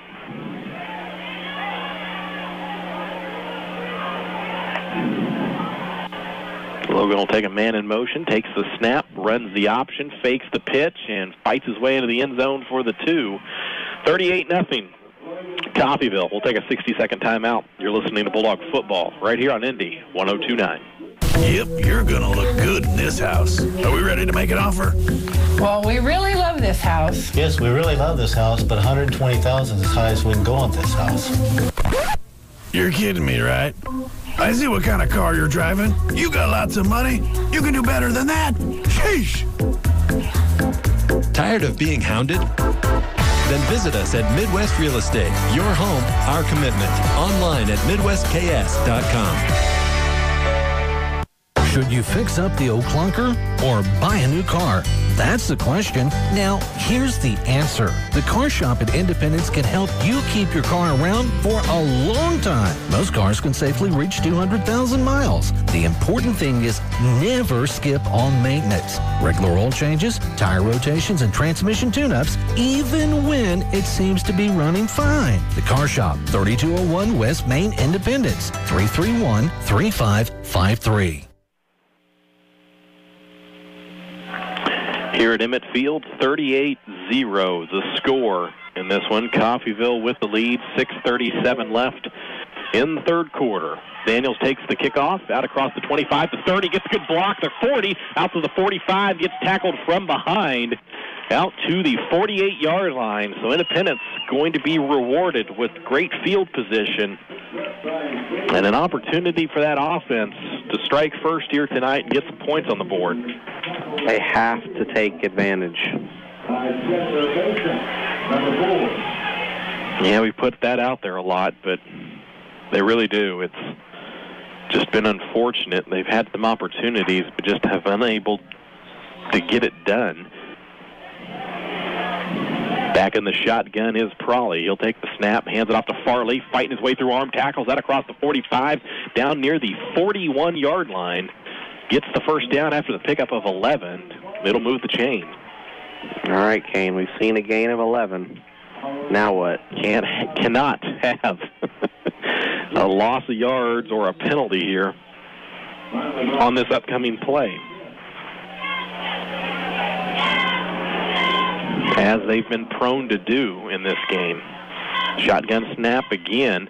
Prawley, quarterback keeper, cuts onto the inside, falls forward, picks up around 3 on the carry. While not what they had on the previous play, Brett, as we talk about, what you need to do. 3 yards, that's fine. Exactly. I'm more worried about the loss of 5. Yeah, those are the ones that are killer, that are just so hard to get over offensively for this Independence team. Out to a 3-wide receiver set. Prawley drops back to pass, looks, throws it behind his receiver, incomplete, as Daniels wasn't able to pull that one in. Got his hands on it, but was behind him a little bit, and he had to adjust. I started going down again on the chair going down.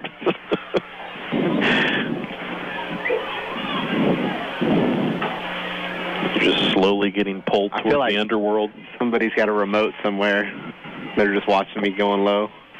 I didn't do that, I promise. 5 wide receiver set. McGrath in motion, hands off to him on the jet sweep.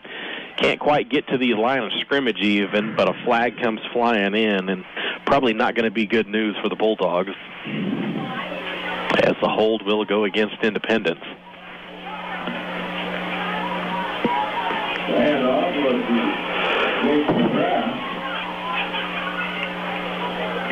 Well, the only interesting decision is whether Coffeyville wants to accept it or not.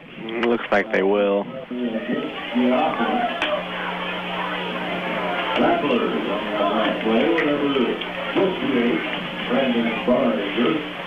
So they'll march Independence back. It'll give Independence an opportunity to work with 2 plays once again, but having to do it with a 3rd and 19.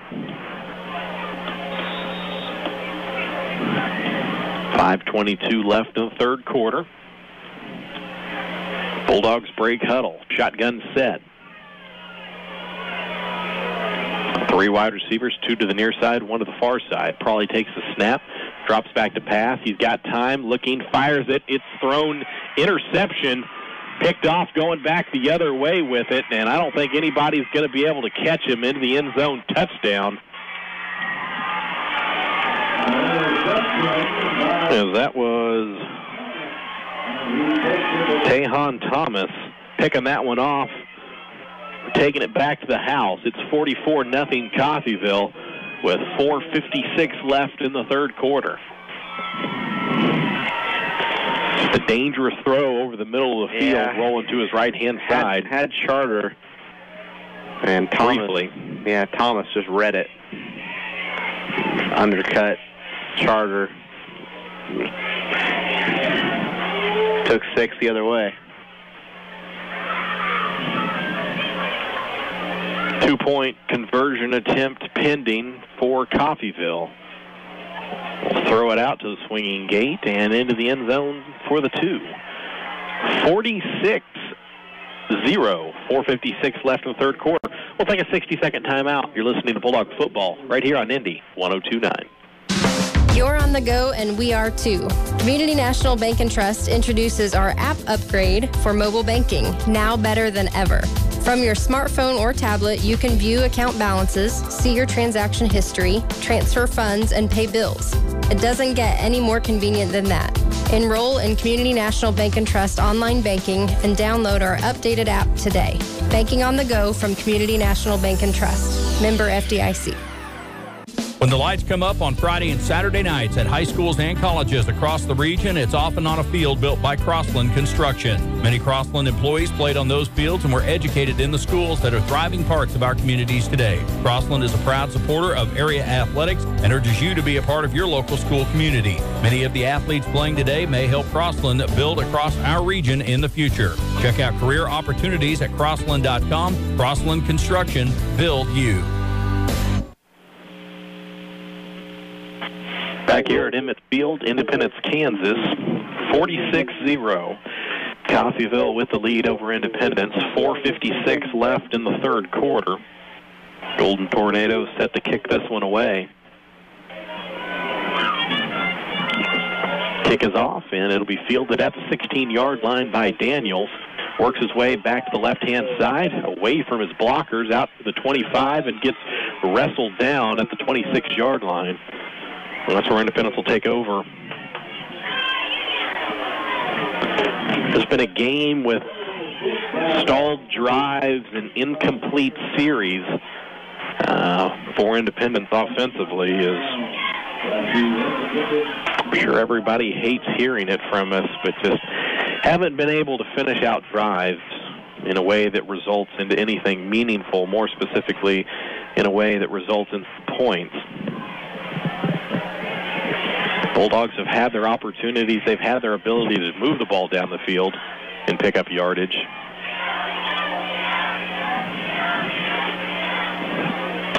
Officials timeout, equipment, and they'll get that taken care of. It's a fourth equipment timeout for Coffeyville this game. Shotgun set, handoff going to go to Farley, gets hit coming out of the hole and dragged down maybe half a yard, and that's being generous. It'll bring up 2nd and 10.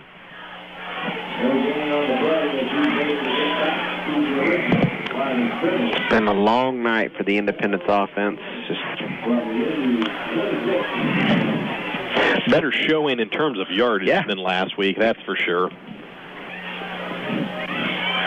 I mean, I'm not going to sit here and look at the stat sheet and say Independence should be winning this game, but if you told me it was 28-10 or something like that, all right. The stats don't show 46-0. That's true. Handoff goes to McGrath, the right-hand side. He gets stopped at the line of scrimmage. Flag does come flying out as well.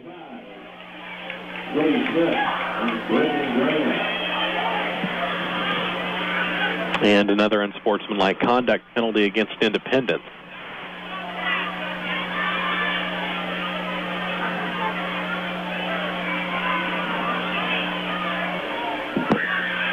Motion's riding high. Coach Boldra, one would expect. Coach Boldra wanted the official to come over to him and explain, and he just kind of hollered at him what he was saying.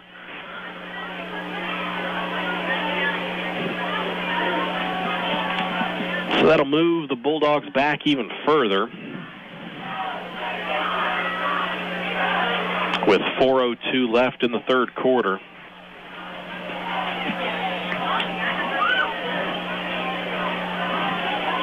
Second and 20. Shotgun set for Prawley. Takes the snap, fakes the handoff. Quarterback keeper to the left-hand side, gets a block on the outside, and then taken down out across the 20 out to the 21. And Chisholm's got to get that block out there. I don't know if Prawley gets the first down, but would have helped. He gets a heck of a lot closer. That's for sure.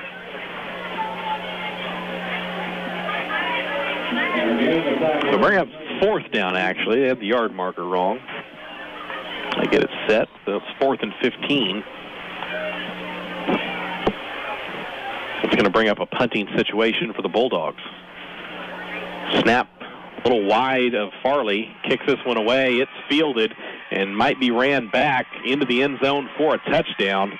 Flag does come flying in, however, and that might be the most bizarre punting play out that I think I've seen. Farley had to jump to his right-hand side to field that snap. When he kicked it, it almost immediately started going off the ground. Didn't gain any air whatsoever. Fielded off the ground by Coffeyville. Ran into the end zone for a touchdown. couple of things developing out of that. A flag was thrown. We have a Coffeyville player injured where the punt was kicked. How about the awareness from Tyrone Johnson? He saw it coming and nobody was really around. He just picked it up and started running. Well, there will be a holding called against Coffeyville, so wipes the touchdown off the scoreboard. The injured Golden Tornado player was being helped off the field.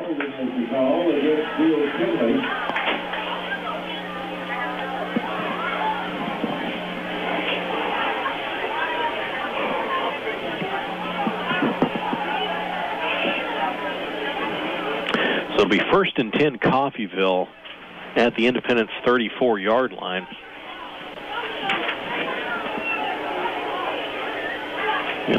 Coffeyville rather going to be in some great field position after the, I guess we'll call it a punt return. What else would you call it? Stroke of luck. And an official time. Coffeyville's sideline seems to have some questions. I don't know what they're asking exactly, though. That's a delay of game, isn't it? Nevertheless, they get it sorted out, so Coffeyville will take over at the Independence 34-yard line. Logan going to hand it off. Jackson with it right up the gut, unopposed, into the end zone touchdown from 24 yards out. 52-0 Coffeyville. 2:57 left in the third quarter. And it's turned into a rout here tonight, unfortunately, for the home crowd. And Kay and I talked to some people back in the summer, around 4th of July, and they had gone to a camp down in Coffeyville. I believe the community college Coffeyville's putting it on, and of course both Coffeyville and Independence, and I guess got a little chippy down there between these two. As one would expect. Coffeyville kicks the extra point. It's good, 53-0. We'll go ahead and take a 60-second timeout. You're listening to Bulldog Football right here on Indy 102.9. Magicians can make all kinds of things disappear. Too bad they can't make ATM fees vanish. Or can they? An Equity Bank debit card and make every ATM fee at every ATM vanish. Go ahead. Agree to the fee.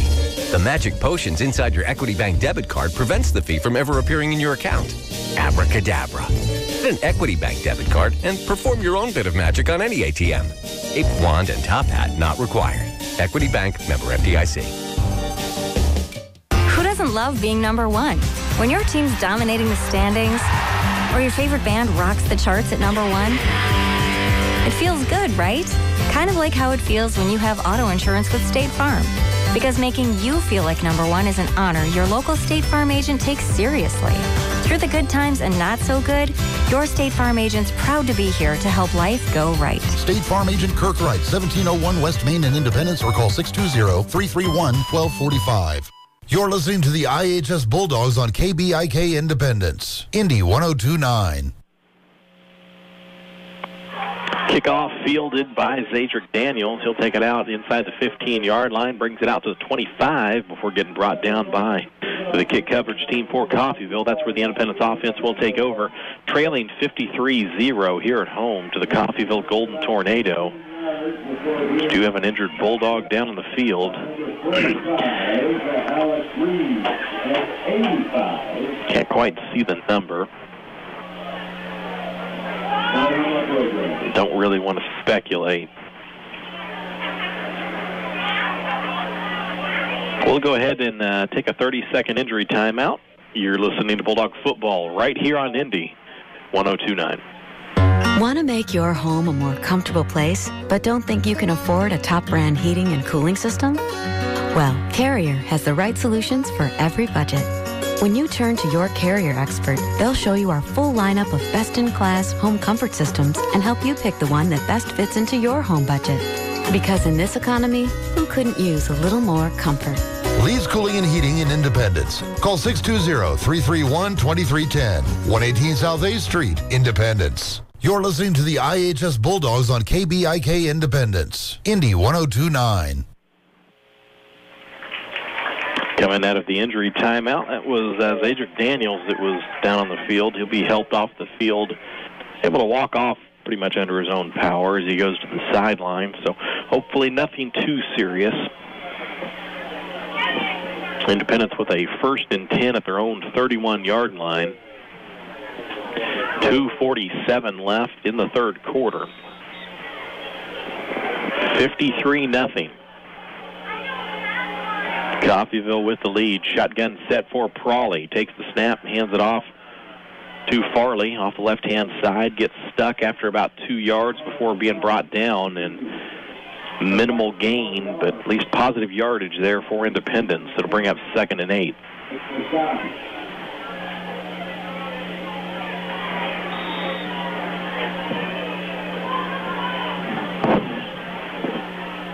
Bulldogs back to the line. Shotgun set for Prawley. 2 running backs in the backfield with him. 2 wide receivers out wide. That was some pitch. Throws the option out wide, and it's pulled in. I don't know if that was planned. He threw it about... McGrath was, 12, 13 yards away? Yeah, at least. They just threw it across the field to him on the pitch.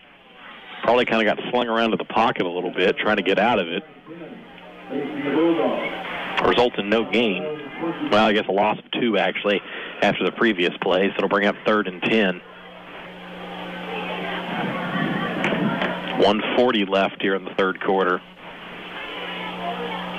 Prawley takes the snap, fakes the handoff, rolls out, looking, under pressure. Going to work his way to the far side of the field and throws it. It's almost picked off, falls incomplete, and it'll bring up 4th and 10. Kind of surprised he didn't run that. I was kind of thinking something similar, but I wanted to make the play with his arm.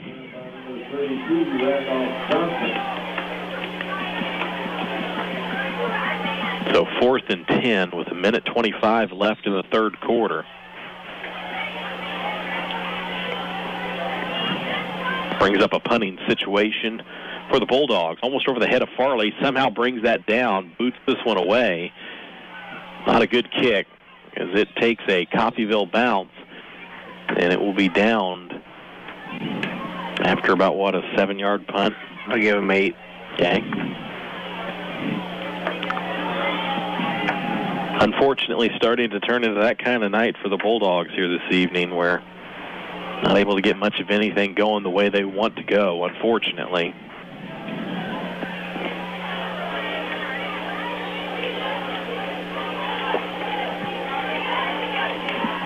Some subs coming in for Coffeyville.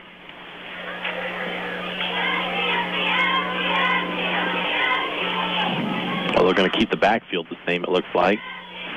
Shotgun set, handoff, lost, down on the ground, turf with it. To see who came up with it.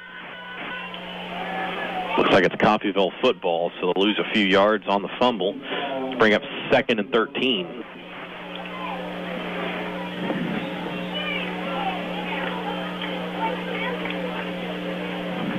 Down to 53 seconds left in the third quarter. Coffeyville up 53-0.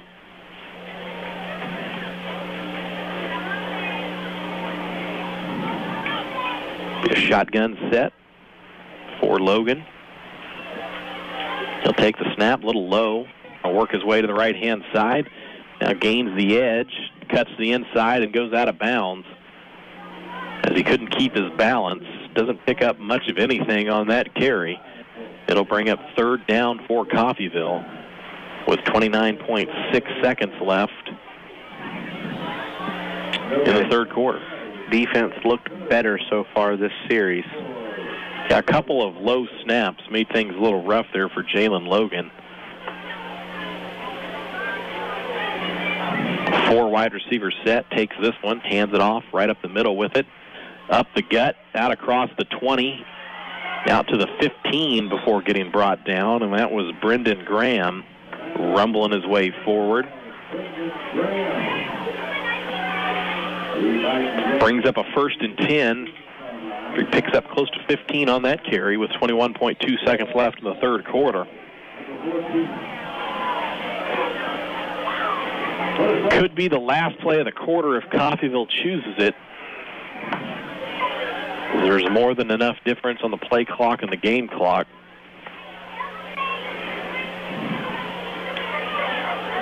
Looks like Coffeyville let the third quarter run out.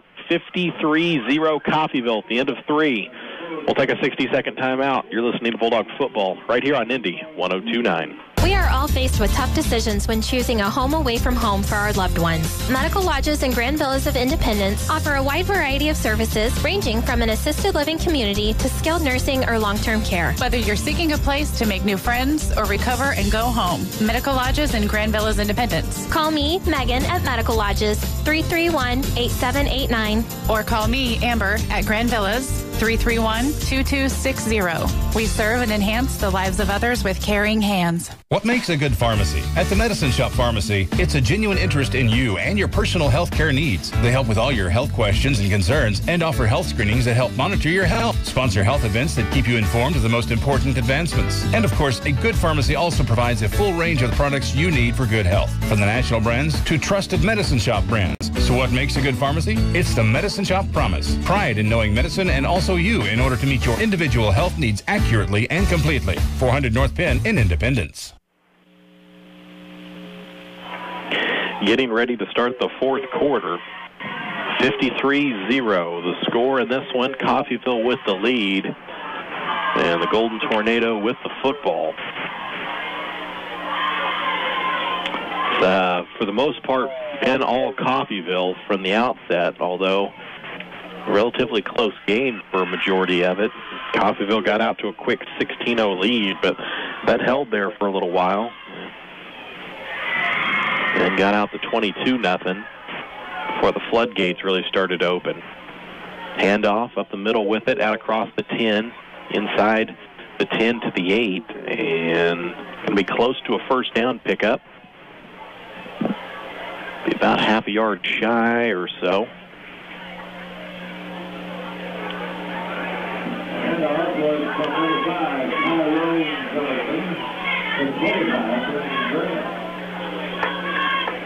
New personnel in there for Coffeyville.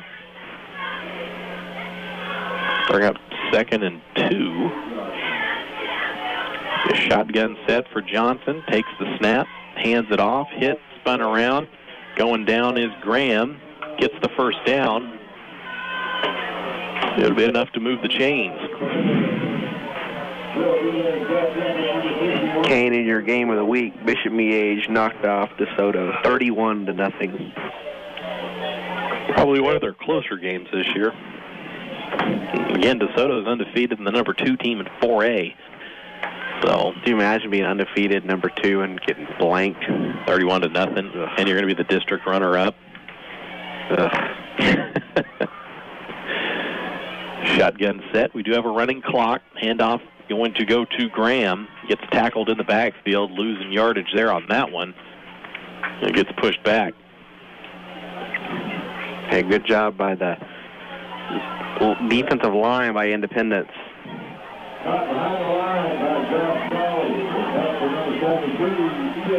Probably one of those defenders making the stop for the Bulldogs. 2nd and goal from the 10 for Coffeyville. Johnson takes the snap. Quarterback keeper to the left-hand side. Now cuts it up the middle. Gets hit, brought down. Got a flag come flying in. Actually, the far side official signaled touchdown. And the one here closer to the near side signaled he's about 3 yards short. Regardless, it's a penalty flag came flying out.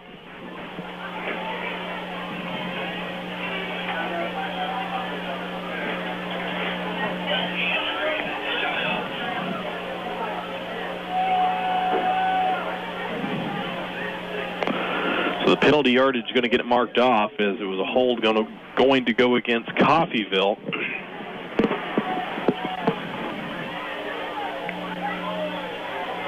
Marches them back. It's going to be 2nd and goal from the 20. Johnson in the shotgun, rolls to his right-hand side. Quarterback keeper gets blocking out front and then gets brought down from behind around the 11. As McGrath flew in there. Was able to get a hold of Johnson from behind and wrestle him to the ground. Have another flag? I didn't see it. Yep, we did. It's another hold. Hey, you want to see first and goal from your own 10? Getting there. What was it, that college game earlier this year? It was like Coastal or ECU or something like that. Coastal Carolina, I can't remember now. So second and goal from their 30, or excuse me, from the from the Independent 30, I should say.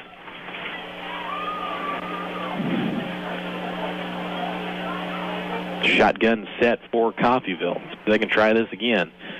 Handoff going to go to Graham, up the middle with it. Tons of room out across the 10, the 5, down to the 1-yard line, and definitely not what you want to see. Gain of about 29 on that carry.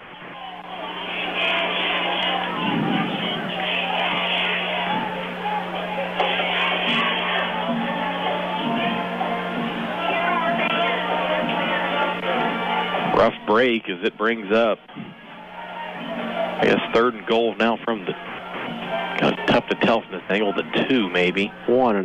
Yeah, 1.5. It's a good way to look at it. Shotgun set for Coffeyville. Johnson takes the snap, quarterback keeper, into the end zone, touchdown. 59-0 Coffeyville. 7:20 left and counting. Chris got the running clock here in the fourth quarter.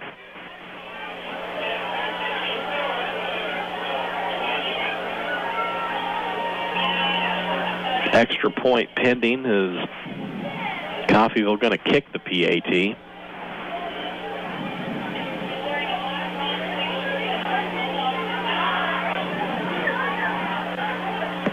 Get the kicker set up.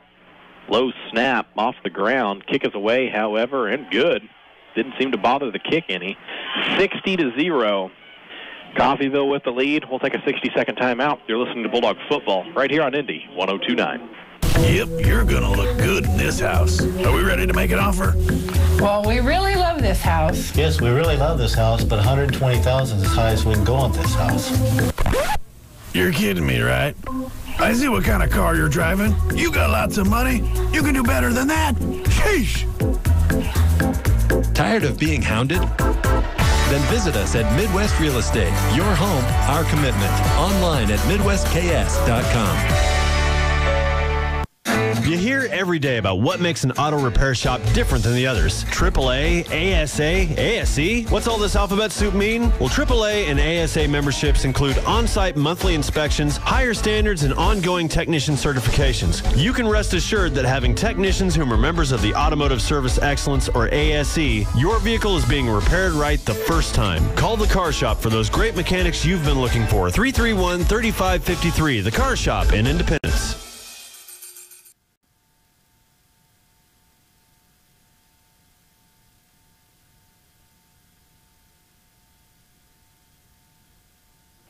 Due to the point differential, Coffeyville with the lead in this game has gotten out of control for Independence, unfortunately, as they'll drop their second district game.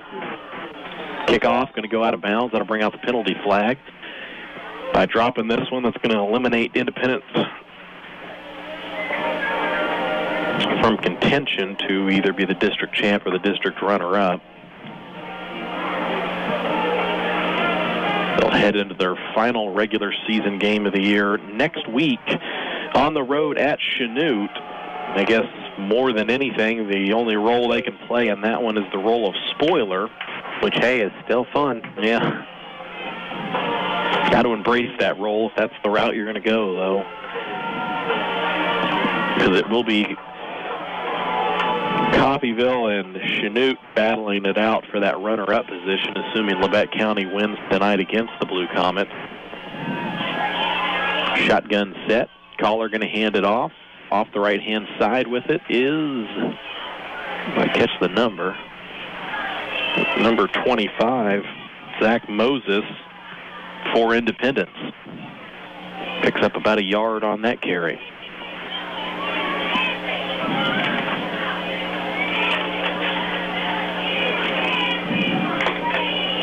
Back to a shotgun set for Caller. 2 wide receivers, 2 running backs in the backfield. Takes the snap, hands it off. Moses again spins his way from the tackle and goes down after a gain of 2. It'll bring up 3rd and 7 now for the Bulldogs. And number 25, Zach Moses.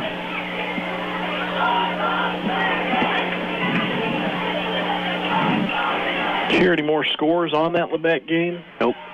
You know, funny how that happens sometimes. Like they don't want the scores to leave the stadium or something.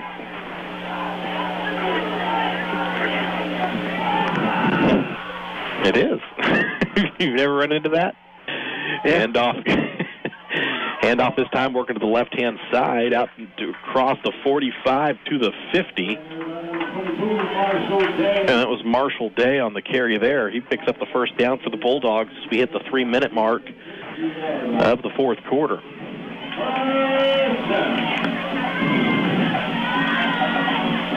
First and 10 for Independence at midfield.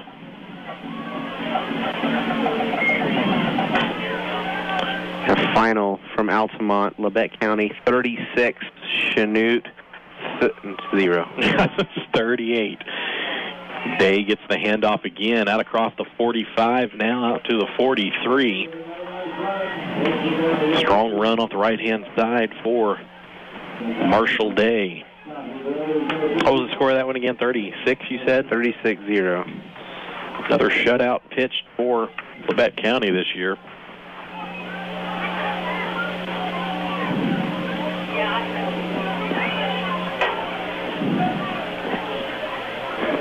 Shotgun set for Caller. So we approach the 2-minute mark of the 4th quarter. Handoff right up the middle with it. Spinning out of tackles is Swearingen. He'll get the first down, and then more as he gets taken down at the 32-yard line of Coffeyville. I don't want to be like negative Nancy, but I kind of do the stats and stuff. So sometimes that's my role. I don't like it. If Independence doesn't score here, this will be 3 straight games without an offensive touchdown. That's true. Shutout here as of right now. Shutout last week in Altamont. And just 6 points in El Dorado. Which was on a pick 6. Yeah. Defensive points. Very true. Swearingen with another carry there. He'll pick up close to 8 on that one. Down to 1:10 left in the 4th quarter.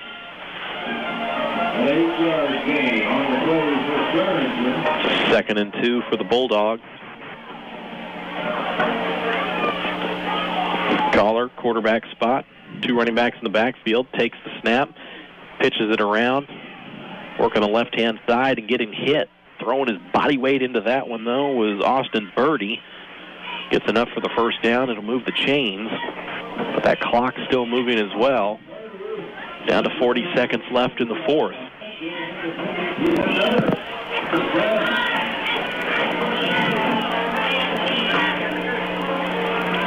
Ball at the 20-yard line. Going in for Independence.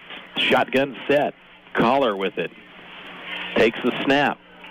Pitches it around to Day. Day on the right-hand side. Gains the edge. Gets forced out of bounds. Shy of the first down marker.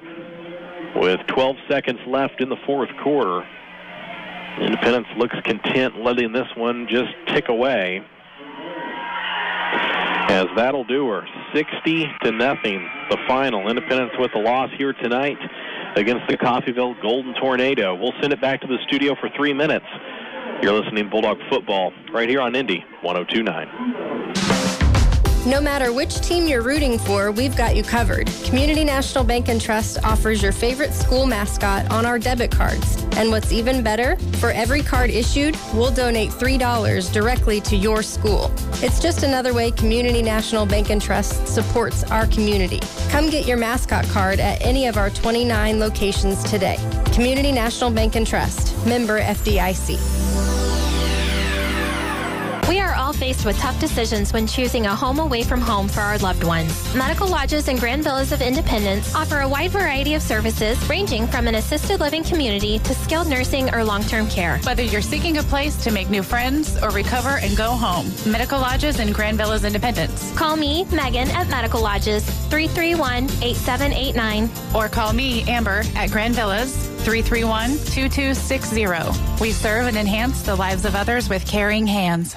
What makes a good pharmacy? At the Medicine Shop Pharmacy, it's a genuine interest in you and your personal health care needs. They help with all your health questions and concerns and offer health screenings that help monitor your health, sponsor health events that keep you informed of the most important advancements. And of course, a good pharmacy also provides a full range of the products you need for good health, from the national brands to trusted Medicine Shop brands. So what makes a good pharmacy? It's the Medicine Shop Promise. Pride in knowing medicine and also you in order to meet your individual health needs accurately and completely. 400 North Penn in Independence.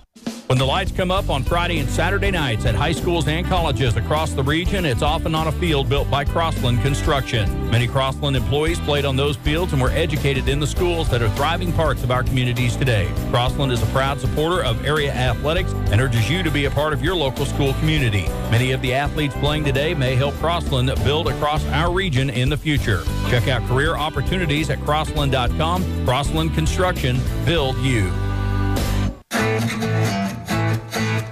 Many things change over time, and auto repair is one of those things. While today's high-tech cars may not require the same continuous service as the older ones do, they will nonetheless at one time or another need to be serviced. When they do, they require high-tech equipment and highly trained certified technicians. You can find all those, along with the most advanced computer diagnostic equipment available, at the Car Shop. 3201 West Main in Independence. That's 3201 West Main in Independence. Who doesn't love being number one? When your team's dominating the standings, or your favorite band rocks the charts at number one, it feels good, right? Kind of like how it feels when you have auto insurance with State Farm. Because making you feel like number one is an honor your local State Farm agent takes seriously. Through the good times and not so good, your State Farm agent's proud to be here to help life go right. State Farm Agent Kirk Wright, 1701 West Main in Independence, or call 620-331-1245. Here at the end of this one, this is our Labette Health post-game show. I'm Kane Carpenter, along with me, Brett Shields. It's a tough loss here tonight, 60-0, as the Bulldogs drop this one at home against Coffeyville, their big county rival, and just another situation, Brett, unfortunately, for Independence. Obviously a combination of a number of different things here tonight, but first and foremost, the offense just not able to get any consistency going to where they could put some points up on the board. The yardage was there, scattered throughout the four quarters, albeit, but the yardage was there, just not able to put enough of it together on any one singular drive to get into the end zone. And not many times you see a team have this many yards without getting into the end zone, but that's just what happened tonight. You got to give Coffeyville credit. They played a good game. They got the ball in their playmakers' hands early, especially, and in the second half just kind of ran away with it. Yeah, really just a dominant effort by Coffeyville here tonight against Independence. Even early on in this game, though, it was a relatively close game. It was 16-0 early on. Coffeyville then got another score after that. Independence was holding them, and he just kind of waited for a situation where the offense could punch that into the end zone, put some points up on the board, kind of switch momentum around into Independence's favor a little bit. But that scenario just never played out, unfortunately, as Independence would either get bogged down with some penalties here and there, some negative plays, as we talked about. You call a running play, get it to your running back, ends up losing a couple yards, and you're just not able to, unfortunately, recover from something like that. And that situation seemed to play out on just about every drive here tonight for this Independence team. And, I just kind of hate seeing that. Just a lot of young kids out there, of course. Still about, 7 seniors on this Independence team here for senior night, trying to guide this team here this evening, but just unable to do so. Those kids went out there, played hard this evening, but just not able to get what they needed to strung together to be able to get some positive things going and points up on the board. Unfortunately, that's been a theme for the last couple of games for this Bulldog team. Yeah, it's not going to get easier next week as they travel up to Chanute. Yeah, this is a pretty tough district. I mean, to talk about that a little bit. Of course, we saw Labette between Coffeyville here tonight, and of course Chanute. No slouch by any stretch of the imagination, and Independence with that opportunity, as we saw Chanute losing earlier tonight to Labette County. So Chanute dropping to 1-1 in district play. Labette County improving to 2-0. Coffeyville improving to 1-1. Independence dropping to 0-2. As I mentioned earlier, it's going to give an opportunity for Independence to play the role of spoiler against Chanute next week, as Chanute and Coffeyville will be battling it out, albeit not against one another, but against other opponents to try to figure out who can take that second spot in the district, or the runner-up spot in the district, and try to get some of that sorted out a little bit. That could also come down to point differential for them. But in this one for Independence, it's just about some soul searching right now, Brett, I think, and trying to figure out what they can do from here. There's just one more game left in this regular season, and an opportunity for Independence to, at the very least, try to finish the year on a strong note, and they'll have that opportunity against a very tough Chanute team. Yeah, you always want to finish out strong, and I mean, it's not just football. I don't know, to me, anyway. It kind of leads into basketball season. Yeah. I mean, the one way to look at it, you know, I did good tonight, I think. The Chiefs game last night, that sucked. But you've made numerous subtle references, yeah, I'll give you that. But, you know, you got 11 days now to think about it. It feels like forever. You know, if you go out and have a bad game, it's like, all right, to get that nasty taste out of your mouth from a bad football season or game, and all right, basketball. Still got like a month before you start playing games. That's rough. So you want to go out and finish on a good note, at least feel like you gave it your all. That's one thing you want to see from these kids, especially your seniors, even your juniors, your upperclassmen. Well, that's why it's important, if you're Independence, you still got the one game left. You got to be in that right frame of mind to make this last game of the year mean something to your guys. Really that more than anything, to be able to go out and play for something, even though there's really not anything left on the table to play for, since the district's out of reach, the runner-up spot's out of the reach with the way things going. But that's going to be probably more than anything the most important thing you're going to have to try to have your guys play for, with that final game of the season coming up. Of course, next week on the road at Chanute, as Independence will take on the Blue Comets there in that one. Do have Coach Boldra coming up here joining us to talk about this one. Coach, unfortunately, not the way you wanted this game to go here tonight, but it seemed like offensively Independence kept chipping away at that Coffeyville defense, picking up some yards and chunks at times, but just unable to finish out drives when they needed to get points. Yeah, we couldn't finish anything. We are not maintaining our blocks very well up front. We make contact and get an initial hole, but then we're not getting to the next level, so we got to work on that for next week. Talking a little bit about next week, of course, it'll be the final game of the regular season in district play, going up against Chanute on the road. And right now, the way things are squared around, Independence just with an opportunity to play the role of spoiler, but one, if those kids can embrace that role, give an opportunity to try to finish this season on a high note with the way some of the things going. But I think a lot of it's probably just going to be about keeping those kids in the right frame of mind going into that game, letting them know you've got an opportunity, especially if you're seniors, and of course tonight's senior night, to try to finish this season strong and make a statement win against this Chanute team. Yeah, you know, that's what I just spoke to them about. You know, you got to go out and you got to go through everything the same way. You got to prepare yourself, and you got to go out and play as hard as you can to get a win. And you know, it's just a deal where you got to have a little bit of pride about what you're doing and all the hard work you put in. You know, you go up to Chanute, and if you can pull that off, all of a sudden you may help your county rival get in. I don't know. Just something might happen. You never know what's going to happen. Then if there's 3 1-2s, we wouldn't get in on points, but then they have to go and somebody's got to figure something out. Yeah. So, you know, you got to go out and you got to play with pride, and you got to have a little bit of, pride in yourself and what you're doing. And just to touch on it a little bit, of course, being senior night, didn't have many seniors on this team, but didn't have a whole lot of being able to lean on that senior leadership as much as, teams have been able to in the past with just having a sheer number of seniors in this one, but just, trying to get those kids to try to help navigate a young team through the season a little bit.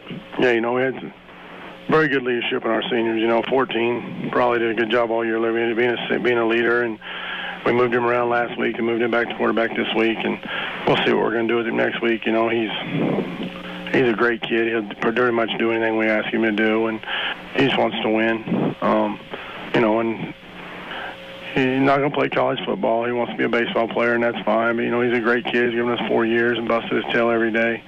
Jeb Stafford, a little tight end, who, had actually dropped the ball the night that came to him, and he's very upset about that. But, that's going to happen. He didn't mean to drop it. He was out there working his hardest, and he's given us everything for 4 years. And you got to take your hat off to those two guys for being there for 4 years for you. And Aiden Charter came out later.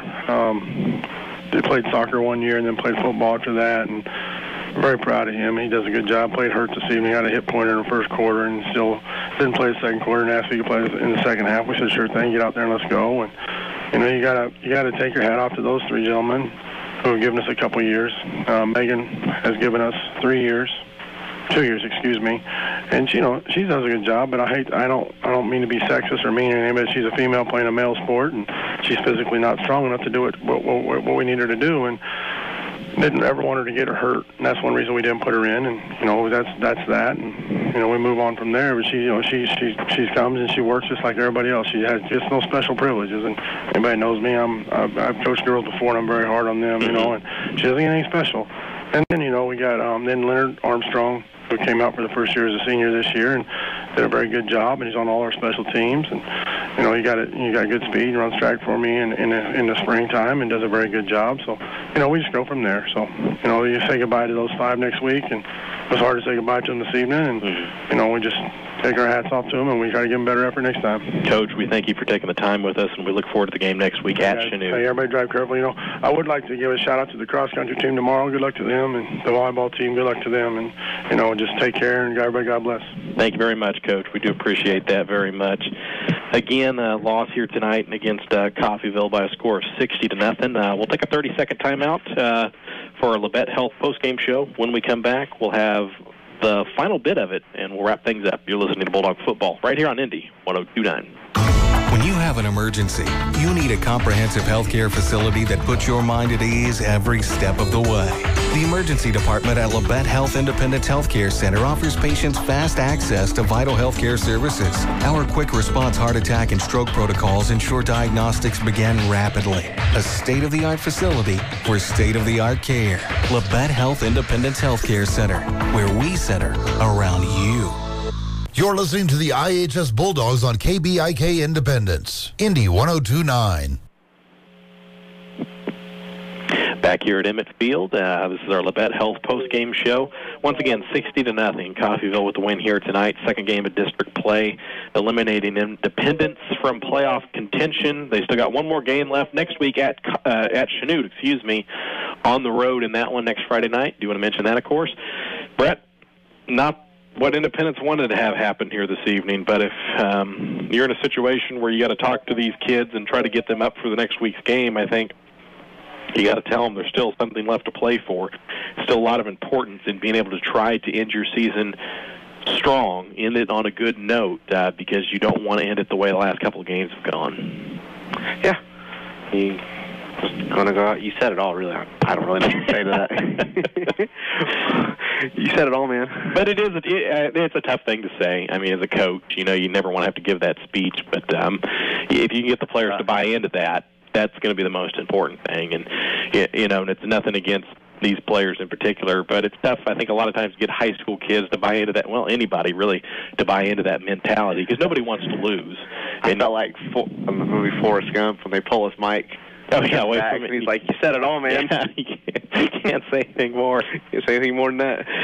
But they'll get that opportunity next Friday at Chanute. I hope everybody can join us out there. Want a big crowd. If you can't, listen to us right here on Indy 102.9 or our Facebook page or YouTube page as well at Indy 102.9. So get live streams there on that one. If you turn on 10 a.m. tomorrow to listen to the Pirate game, you're going to have a long wait. Yeah, they're off tomorrow, or this week, rather.